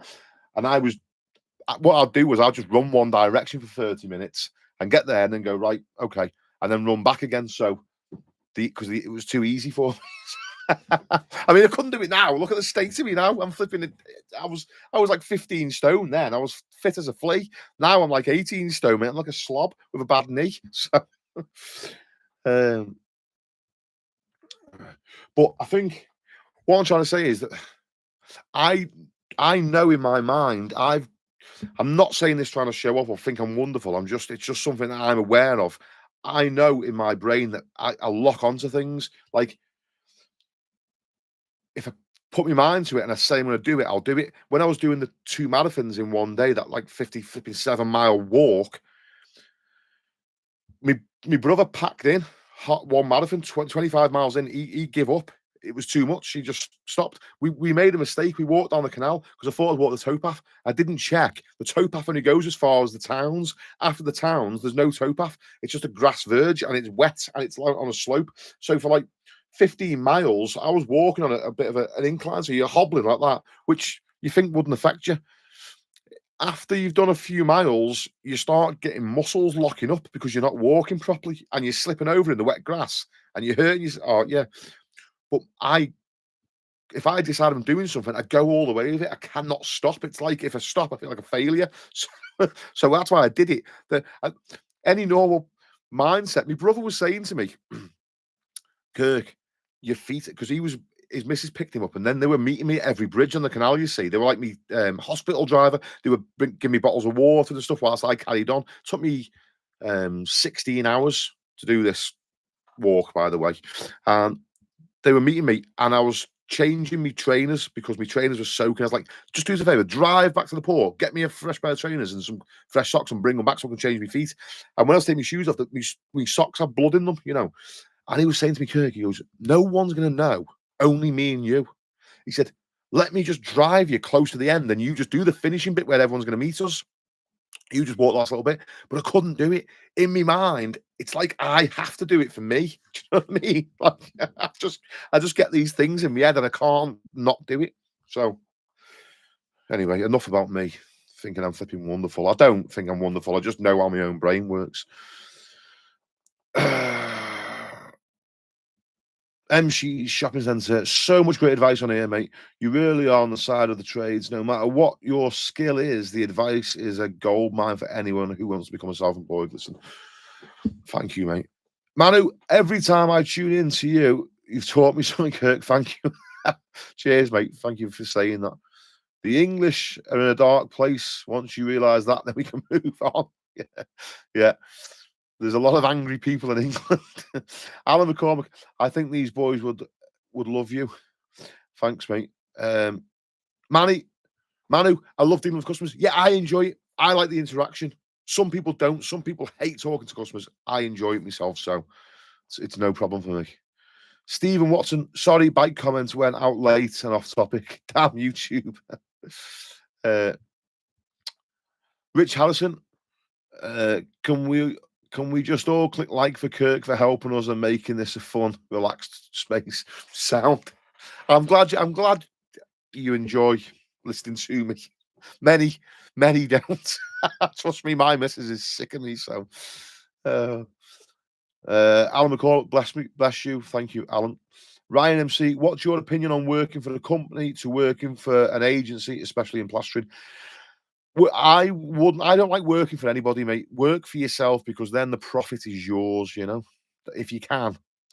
If you need these guys, if you need companies and agencies to get you going, fine. But whilst you're working for them, the customers that you're working for, see if you can start making connections, you know. Could you leave me a review? Ask the customer, you know, check with your boss that you're not going to get in trouble for doing it. But if you've done the job in a customer's home, and can you ask them for a review? Will they leave you a review? Start building up your own reputation away from the company, and then you can start charging for yourself, you know. Omar 86, I Kirk skims from old Victorian walls a year ago, 1890s build, SBR 2 coats, no problem for the year. Now suddenly cracks appearing since the cold weather, shrinkage, and best way to fix. Tap the walls, see if they sound loose and hollow. If they are, that's your reason. Walls are moving a little bit. In that case, depending on what you want to do, it'd be probably best to take the walls off and start again. If they're not dead loose and hollow, then you could potentially scrim the cracks and, you know, go again. Plastering, it doesn't matter who you are. If you're using gypsum-based plaster, lime plastering is a lot more forgiving. It's a bit more flexible and it sort of heals itself. Gypsum-based plasters, board finish, multi-finish, doesn't matter where the house is, what you do, at some point, there will be a crack appear somewhere in a house. It's just the nature of it. Houses sat on foundations that are sat in mud, and it only takes someone to build a building site up the road, change the water table under the ground because it used to be a farmland and now it's got houses there and the water table's changed. Your house, the soil under your house will become drier or wetter and your house will move a fraction of a millimeter and you're going to get a crack in your house. It's just how it is. So don't worry too much about it. Obviously, you don't want cracks, but you can never, ever guarantee that you won't get them.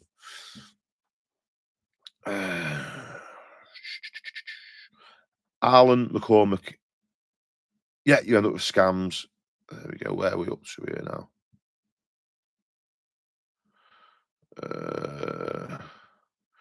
Rich Harrison. I'm off. Would love to stay, but I wish you all the best, everyone. Good night, Rich.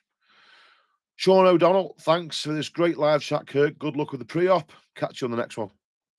Take it easy, Sean. Sean. Ryan MC, is it worth trying your sales techniques to your current boss or just applying them on your own self-employed? Yeah. What I talk about in the course would potentially help you get a pay rise.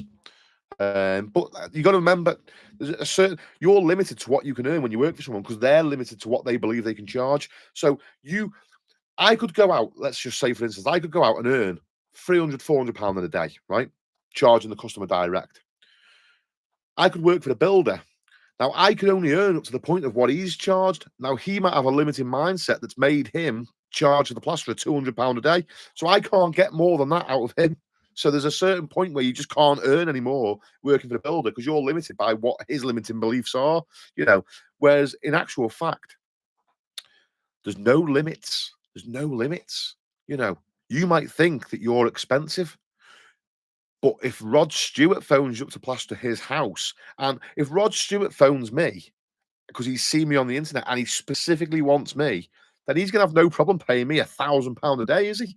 Because that's nothing to him. So there's literally no limits of what you can charge. It all depends on how much value you give. If somebody believes you're worth it, then they'll pay it. For instance, how much does a Ford Fiesta cost to make? Okay, it's a bit of plastic, it's a bit of metal, a bit of rubber.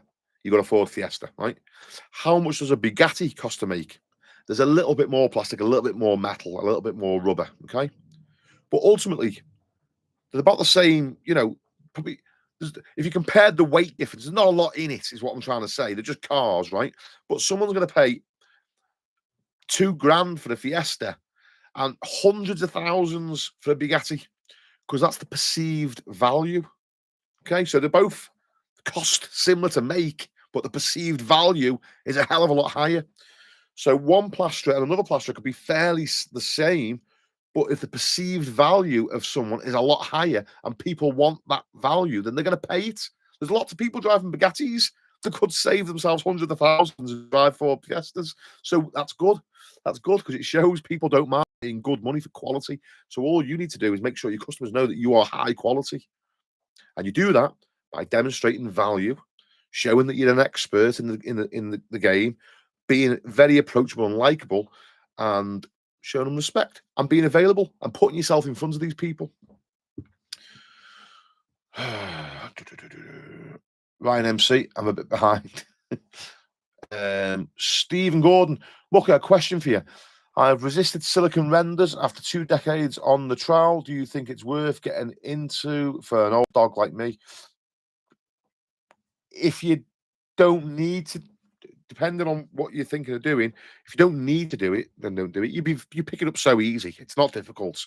If you can plaster, you can do any form of plastering. It's just a case of learning the technique to apply the render. If you're going down the monocouche route, then I've got videos of showing you how to do that. That's the hardest bit, is just how do you actually apply it. The interesting thing, mate, anything you want to know, if you do want to get into doing thin coat renders or scraped renders, you can always just phone the rep for the company or the product that you're looking for, and they'll come and tell you exactly how to do it. So if you can get by without doing it, I would. If I could get by without doing external work, I probably wouldn't bother doing it because, you're open to the elements, aren't you? So, but there's good money in it, so yeah, it's up to you. Ryan MC, Square, always better on a price. Work as hard as you can and get paid as much as you can, in my opinion. Working on price per square meter, yes. Working on price per square meter is good when you're on building sites. I used to try and chuck in 100 meters minimum every single day. 10 bags of plaster a day, that's what I used to eat through. 3 bags of mix, 3 mixes a day. And, well, the 10th bag, because I'd top up the bucket, each bucket gets topped up with a bit, because it'd be a bag and a bit in each bucket. So I'd get through 10 bags in a day. They was trying to bash out 100 meters in a day. And I used to love site work like a dog. But here's the thing, I was doing that, earning £250 a day because I'm doing 100 meters at £2.50 a day. So I was back in, when I was a young lad, I was flying. I was like Rockefeller because earning that much money, but working like a slave to get it. Just bear this in mind. I can go and plaster someone's living room ceiling for 600 quid. So which I know which way I think's better, because I'll do the living room ceiling, hand cove, get it all set up, take your time, hand cove ceiling, 4 bags of finish on it, a bacon butty, a cup of tea, a chat with the customer, spend more time cleaning up at the end of it. Job done. I know which I'd rather do. But I used to love site work. There's no hassle with customers, there's no carpets, no chasing money and all that nonsense.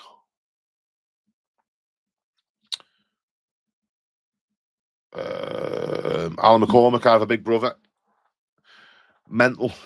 So I don't know where these comments were in the conversation, mate. Sorry, I didn't get to you fast enough, Alan. Peter O'Connell, basically put a Bugatti logo on your business. That's it. And in my course, link in the description, that's what I'll show you how to do, how to demonstrate value, how to, get people to basically like you. I mean, it's not a trick. It's not a trick, by the way. When I say how to get people to like you, it's not like you're doing anything dodgy. It's just certain things that people will naturally warm to that you've already got, that are part of your personality. And it's just knowing what to say first. Because when you go to meet a customer, the deal is you've got to make friends as fast as possible. The best salesmen are people that can make friends like that with strangers. So there's certain things, people like things in common, you know. So I'll pick up on certain things in someone's house. Oh, you know, that's a lovely little dog. My grandma's got a dog like that, and you chat about, that's a crap example, but if you find common ground of people, people like people that are like them. So when you meet new customers, you want to find common ground as fast as possible. Pets, kids, places that they work, people that they know. If you can say, oh, whereabouts do you work? Do you know such and such? You know, and if you both have a mutual friend, then they start feeling more of a connection to you, and you become somebody that you want to try and become a friend to your customers as well. So much that we could talk out of that, but it's just I haven't got the time.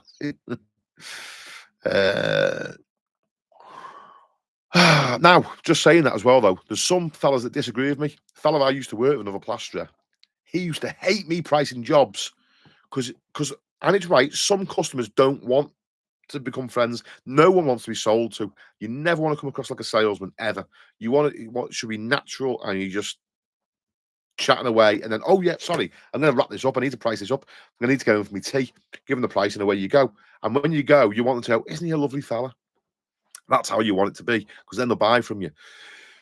Now, that's not a trick. I genuinely become friends with my customers, as you've seen before. Dan, you know, someone that I've worked for, and he's here chatting away to me. I like the fella. I do make friends, but it's knowing to do that. A fella I worked with, he didn't want that. He just wanted to go in, yeah, 700 quid. Do you want it doing or not? And he said to me, you shouldn't. You spend too long talking to the customers. They don't want to know that. They just want the price, and that's it. And then when they would say no to him, oh, it's okay, thanks. Anyway, you know, send him a text message the next day. Yeah, we're okay, thanks. We've got someone else to do it. He'd be like, ugh, flipping minge bags, you know, trying to say to him, listen, you've got to spend more time. But he was an older fellow than me, so he, you know, he's not going to take advice off me. But I would close if I went to price a job. If I want a job and I go there, 99% certain I'm going to get the job, because I'll just read the signs. There's certain things that you can do to not lose the job, you know. I can't, it's too much to go into, but there's certain techniques that you can do that you can, if they don't look positive about saying yes to the price, you can ask them, is that somewhere where you were thinking? And what they'll do then is they'll tell you how much they want to pay for the job. And then if you really want the job and you can do it for what they're saying, then you could potentially lose a bit of profit and do it for that price. There's loads of little things that you can do. So I know if I go for a job, if I've gone to someone's house, I'm getting the job. I've only gone there to get it. So 99% certain I'm going to get the job, unless we really don't like each other. You know, it's not very often. It does happen sometimes. Whereas, you know, my dad used to say to me, you want to get about 50% of the jobs you look at. If you get about 50%, you're not doing bad. Whereas I sort of want 100%, you know. Johnny Hi-Fi. I'm 57, residential landlord, but very hands-on. Been plastering for 30 years, but now for others, PVA was what we used when I started. Now SBR is common. Why the change? Probably because of me banging on about it on the videos. It's just better, mate. That's all it is. It's just better. It controls the suction far better. That's the main reason. It's more expensive, but it controls the suction better. PVA, you know, you water it down, it can be a bit hit and miss. PVA is fine. You know, I'd still use it if it didn't have any SBR, but I'd prefer to use SBR. Things go on, and you know, people find better ways of doing stuff and what have you. There's loads of fellas that hate it, that say no, SBR's just for outside. Fine, it works outside because it doesn't come live again. It doesn't re-emulsify if it gets wet, so it's fine outside. But because it works outside, that should prove that it works inside. You know, if SBR didn't work outside, you'd be thinking, oh, it's hit and miss. It might not work inside. If it works in the elements, it's fine. Both, isn't it? PVA, you can only use it inside. Outside, you'll have problems.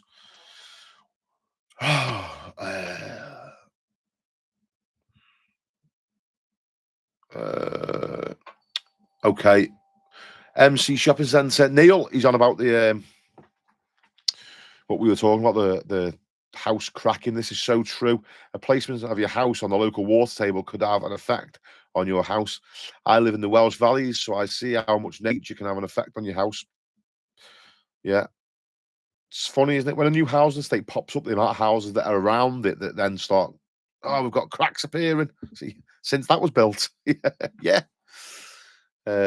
Johnny Hi-Fi, SBR existed but wasn't seen in plastering. So why the change? I get it's got great characteristics, but there must be some history behind this. It come about for me because I was on the plasterers forum and fellas were talking about putting SBR in with your PVA and it making it better, and it did. So I used to use PVA and then half a tub of SBR in it, and it'd be fantastic. No suction problems. And then fellas were putting a scoop of blue grit in it to give it a bit of colour. And then how it come about for me just using SBR was I went to a job and I didn't have any PVA glue, it ran out, but I had a tub of SBR in the van and it was only a little job. So I thought, you know what? I'll just chance it. I'll just use SBR by itself and just, pray that it stays on. And it was fine. But that pricked me interest then. So I started. The next job I went on, I did a little test. I put some SBR neat on a wall, put some plaster on it and put some scrim in it. And then I put some PVA on the wall, put plaster on it, put scrim in it, let them both set. And then I was pull testing, and the SBR was working just as good by itself without the PVA, but it controls the suction a lot better. And it dries faster on its own, whereas PVA takes forever to go off on gloss paint or silk paint. You can be waiting for hours for it to go off. SBR, 10 minutes, you're good to go. So that was it then. I just switched over because in my mind, I've done the test, it's just as good. And then since then, I've done more tests, a bit more controlled tests. Fantastic. So that's where it come from. And then obviously I've promoted it because I've done it. And then people were asking me, what's the best brands you use? How much water do you do? All these different questions. And then I've had an opportunity that I've just brought my own brand of it out. So if you ever go on the internet, Google pinksbr.co.uk and you'll find it. And that's me. I didn't personally make it. The chemists did, but under my sort of direction.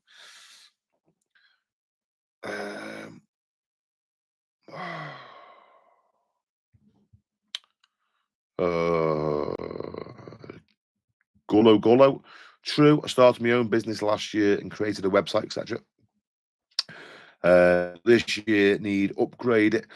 Do you want me to give you some advice on the website, Gullo? I don't know what you do. I don't know what trade you're in. If you're a plasterer, just bear this in mind. In my experience, limited experience, I've only come across what I've come across in my life.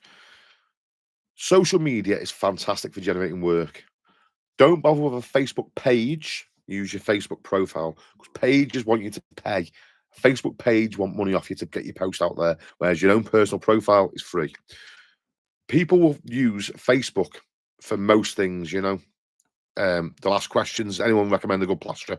You're going to get a lot of work from that if you've got a presence on there. Google business listing is very good because people will put in plasterers near me, plasterers in Ellesmere Port, whatever, and they'll go past the sponsor bits and then it shows a map with the little people on a map where they are, right? That's fantastic. You can get yourself listed on there, top spot, or on the first 2 or 3, you're going to get work from that. I personally don't recommend websites, but only for the reason that if I want, say, a florist, I want to buy my mum some flowers, I can either go on Facebook and say someone recommend the florist, or I could Google florists near me and they pop up on the map. But when I go down to a website, I'm like, I don't really need anything from the website. I just need to know where it is so I can go there. I just need the phone number. And when you click on a website, if that little wheel of death starts spinning, they're gone. So it's fine to have a website, but I'll just say you've got to think what the customer wants. They just want your phone number and to get you to come and give them a price. So if you're going to have a website, if you're going to get traffic through it, just make sure that they can contact you so easy straight away. The minute, if my mum's looking on the internet, and you're going to start navigating your way around the website to find the contact details. Then it's got an email address. She just wants the phone number. So your website's good. You want a gallery of pictures, but make it so the phone number's the first thing that they can get to, the contact. Google business listing, that's so easy for them. You know, they can just hit the call button and you can have all your pictures on there and it's free. It doesn't cost you nothing, mate. Facebook's free. Google business listing is free. Website, you might not get as much traffic as those two, and it costs you money. And if it's hard to navigate, then it's, you know, the deal. People click off. Do you just think when you want something, if you want a mechanic, will you go to the mechanic's website and start looking for the mechanic's details in there? Or are you just going to find the mechanic's phone number, the first one that comes up, and call it if it's near you? Not saying you're wrong, by the way. I'm just saying you've got to think from a customer's point of view. They want the fastest, easiest way to get hold of someone.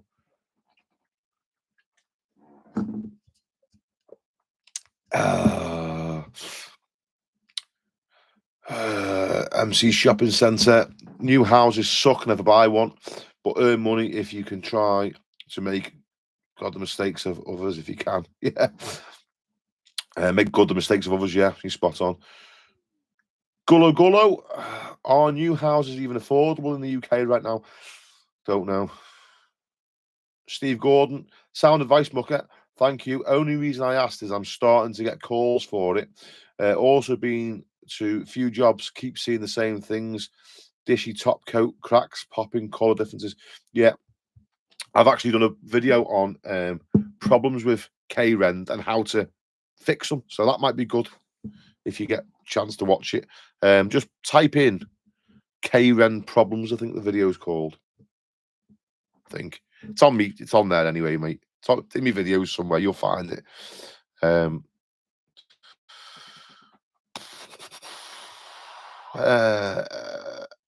Manu, how did you deal with the older plasterers in business while you were on your rise? It's got to be the worst thing for me, the bullies. Well, I was quite lucky, really, because my dad's a plasterer. So in Ellesmere Port, we all sort of knew each other. But, you know, I mean, I was going out with me flyers at first, wasn't I? And you should have seen the stick I got when I post a flyer and it went, you know, I don't know where the plasterers lived. I've put flyers through other plasterers' letterboxes and then had a phone call off them. Hey, don't be posting flyers in my street, you piss off. So, I'm sorry, mate. I didn't know they were your customers, did I? Yeah, flipping. I mean, what you find is most fellas, they won't say it to your face. They just say stuff behind your back. I mean, I probably have about 5,000 plasterers that hate me now because I'm putting videos on the internet of how to plaster, and all these guys think that customers are going to start plastering their own houses because they've watched a few videos. Some guys will, but the majority of people will see the videos and go, "Do you know what? That is beyond my scope. I can't be arsed with the hassle. I'll just phone a plasterer." So I probably, in my opinion, think that I create more work for plasterers because they watch my videos and think, yeah, we're not even going to try that.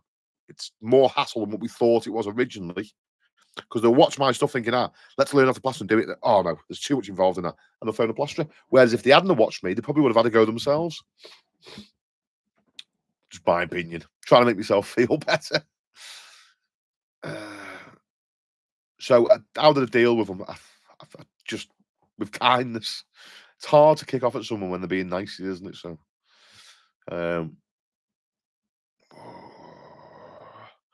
Peter O'Connell, do you know why we still plaster in this country? I think Europe and US is just drywall and jointing. Yes, fortunately though, in our country, mate, we've got lots of houses that have already been plastered and they need reskimming. You know, the plasterwork's got a bit shoddy now. You can't just dry line over the top of someone's living room. I mean, well, you could, but they don't want it done like that. So I think there's enough solid plastered houses in our country to just keep you going for the rest of our lives, just reskimming them, you know. Because don't forget, by the time you get round to the end of it, it needs doing again. So Kleino, do you water SBR down and use it neat? Use it neat. Callum Norman, how you doing, Kirk, mate? Been watching for a while and just wanted to say you're an absolute class at showing and explaining how to do your trade. I'm a brickie and still enjoy it. Cheers, Callum. Thank you, mate.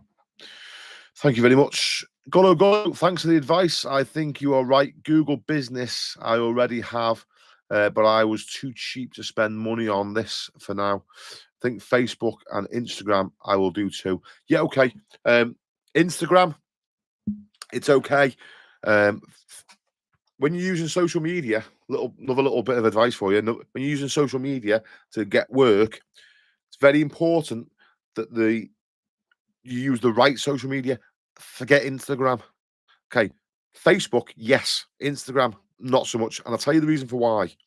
Okay. Where are your customers? Where are your viewers? When you use Facebook, you're adding friends, so you can add potential customers, people that you want to work for. You can add them, like, and they live in your area, and then the friends of friends and recommendations. Great. Instagram, TikTok, YouTube. I mean, it's fine for me now because if someone's watching you on Instagram or seeing your pictures, they could be in Scotland or they could be in London and they're seeing your stuff. TikTok, they could be anywhere in the country, you know. So Facebook, it's location specific. So Facebook's great. A site called Nextdoor is great. LinkedIn is okay for other businesses using you potentially, but Instagram, it's not location specific. You know, they'll show you it could be people all over the place seeing you. It's fine for me now because I sort of don't mind. I get people. I've been to Switzerland. Guernsey. I'm going to France next couple of months. But I enjoy doing this now, sort of traveling around. Whereas you wouldn't want to go to London to skim someone's bathroom ceiling, would you? If you lived in Liverpool,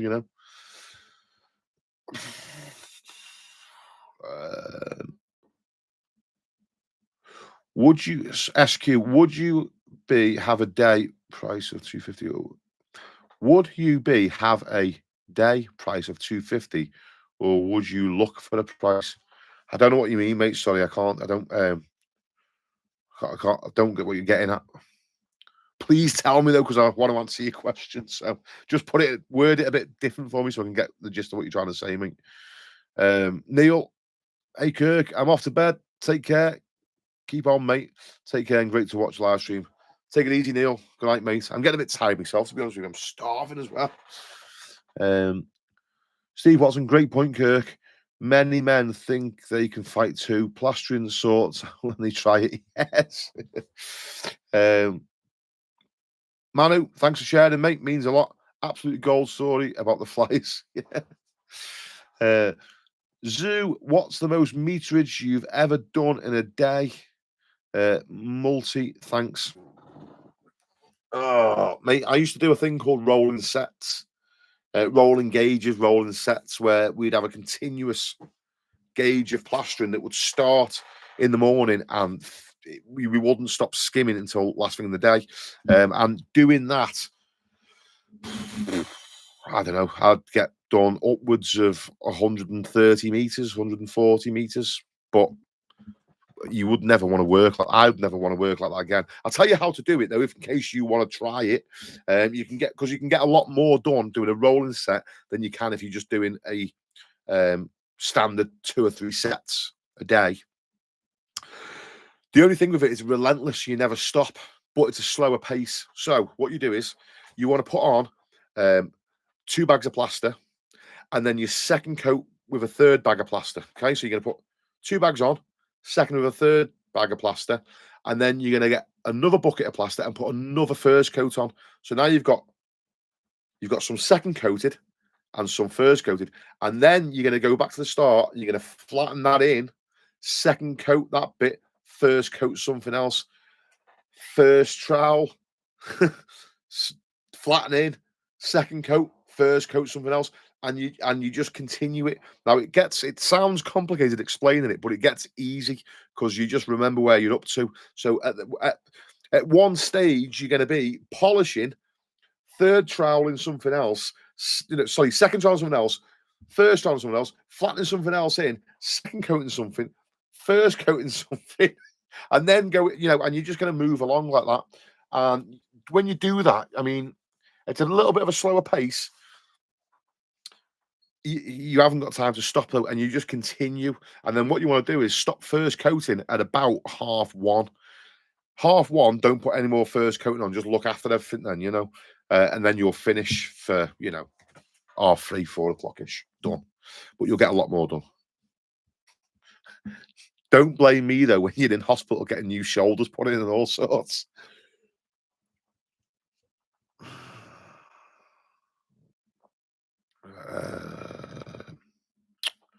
Omar86, thanks for the advice, Kirk. How's Kieran? Are you still in contact? Yeah, he messaged me whilst I was in New York.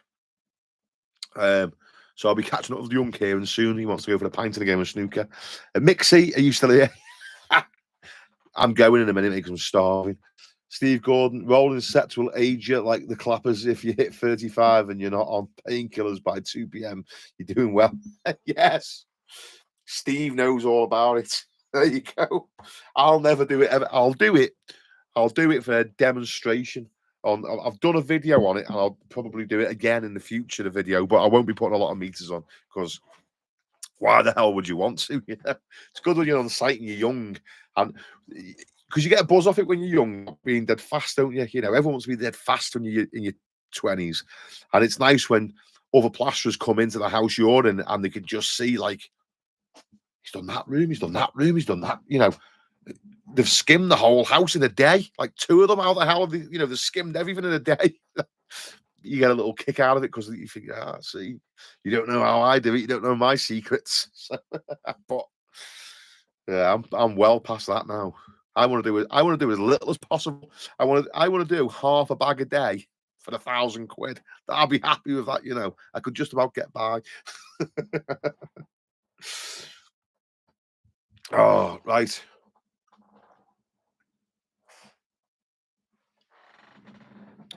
Pito,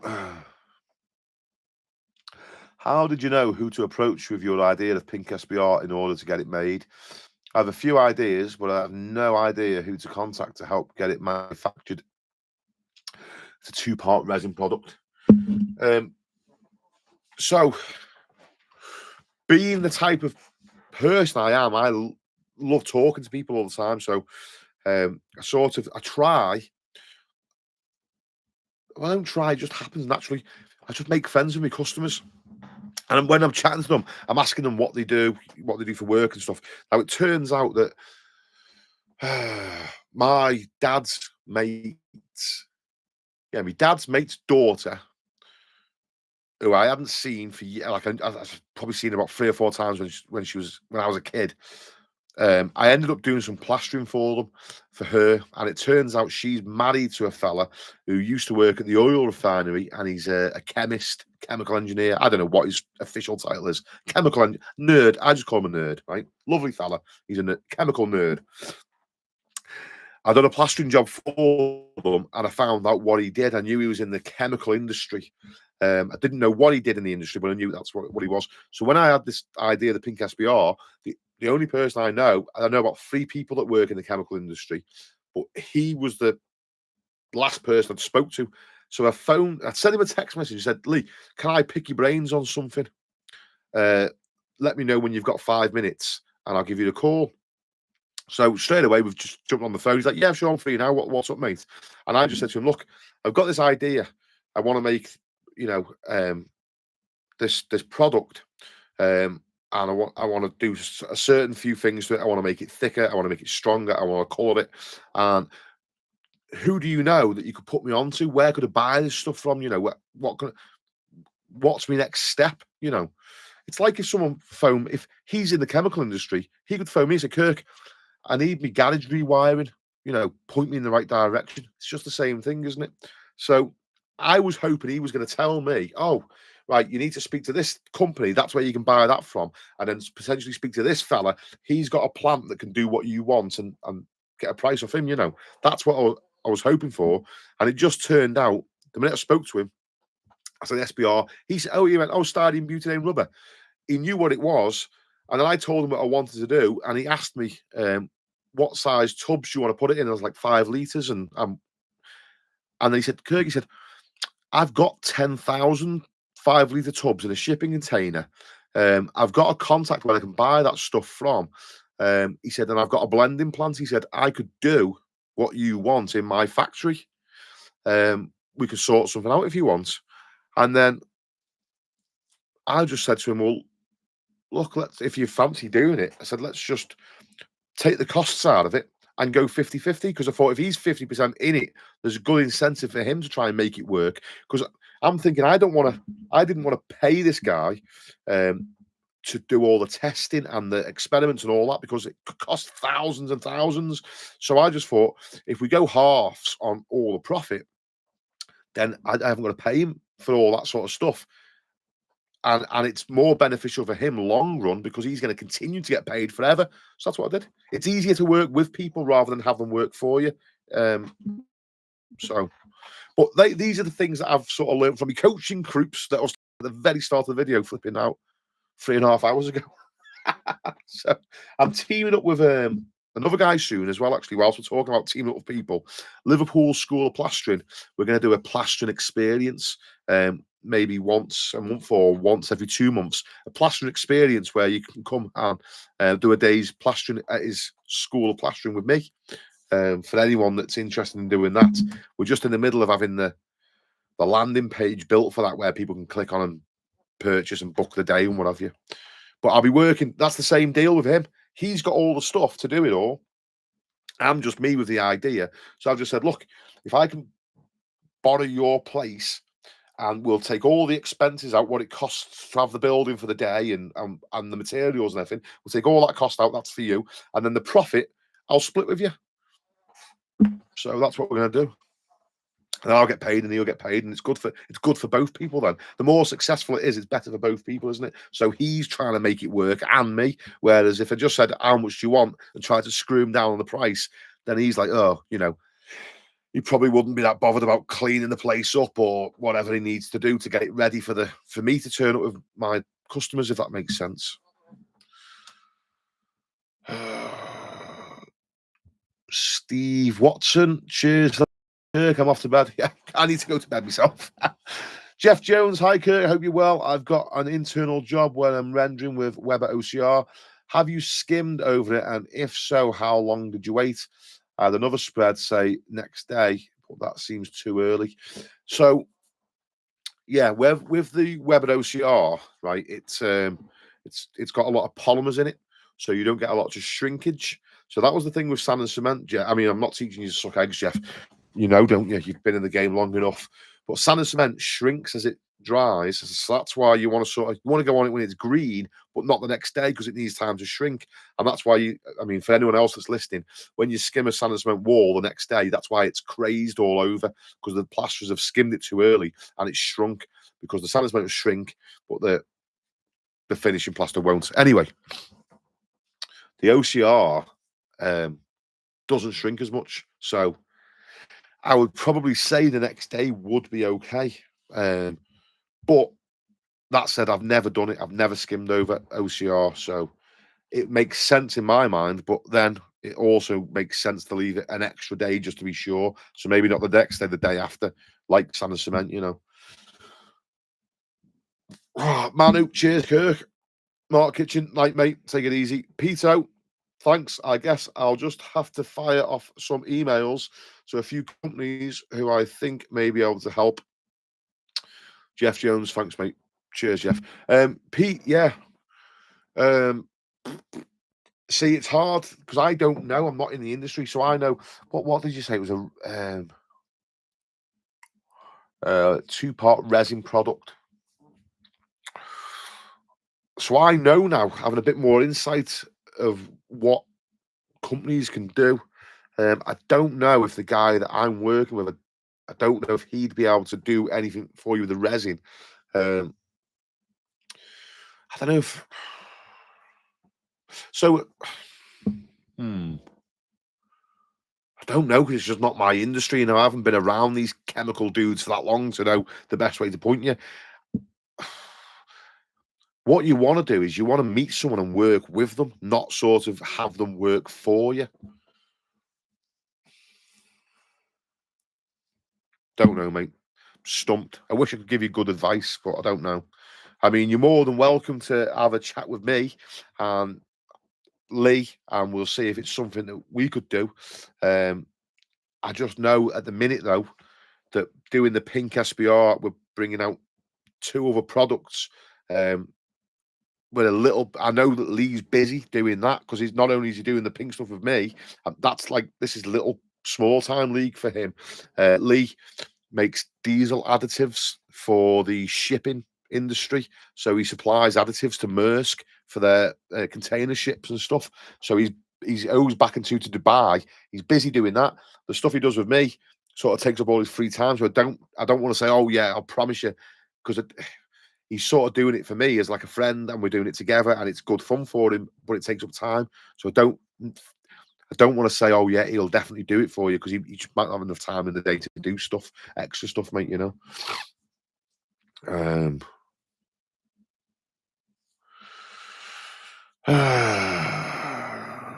Jeff Jones, thanks. Yeah, Steve Gordon.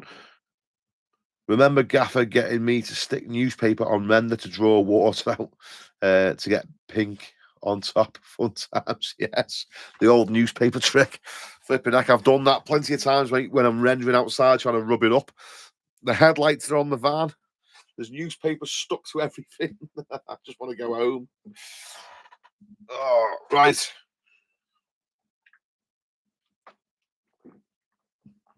Guys, it's 1:10 in the morning. I'm going to read this last one and I'm going to bed. Oh, right, okay. SQ, sorry, pal. I was asking, would you be happy with $250 for a day's work, or do you ask the price of work? Right, yeah, day work. No. So I personally, mate, I personally say to everyone in my group that I'm sort of helping with the sales and marketing, that they should set their stall out and sort of, you want sort of £300 a day minimum. If you want to work on day work, that's fine, but you want sort of a good tradesman, in my opinion, should have at least £300 a day as a minimum. And then you can charge upwards of that. So for $250 a day, I mean, I'd probably do it as a favor for a friend for $250, but I wouldn't want to work for $250 a day. And you're far better off on price. What you need to do with your business, you don't want to work for day work money. You don't want someone saying to you, I'll give you $250 a day, and that's what you live off. You need to have profit in your business. So you're far better sort of charging a price for the job. You make your $250 if that's what you can live off, and you cover the cost of materials as well. But then you want profit. You have to run a business of profit. You can't work for cost. That's something that got drilled into me when Sean Whalen was coaching me, because I was just pricing every job sort of what I wanted to earn a day plus the materials. But what you've got to understand is, when a recession comes, when something goes wrong, when your van blows up, when your tools get robbed, how does that get fixed? You know, when you're off at Christmas, if any business that just runs at cost will soon go bust. You don't want to be in that situation. So you need to charge a bit more to make sure that, you know, if you make an extra £30 every job, then when you get to one job and something goes completely wrong, you can afford to fix the job. You can afford to do it right. You haven't got to bodge it up and go, you know, and get a bad name for being a cowboy, because you've got enough money to do it. That's it. I'm done. I'm all talked out. I've got nothing left to say. Gentlemen, thanks for sticking around. It's been emotional. Cheers for the chat. Take it easy, and I'll see you on the next one.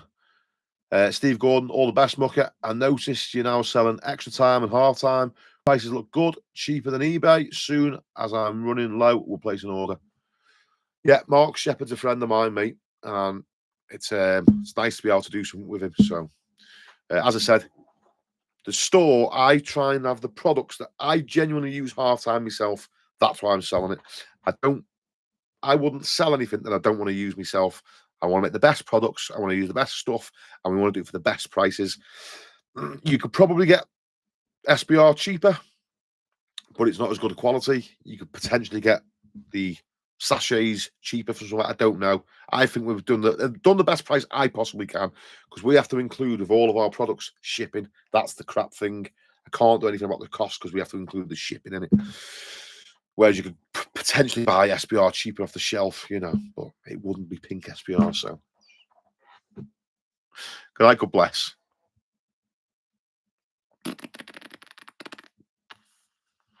Where's the off button?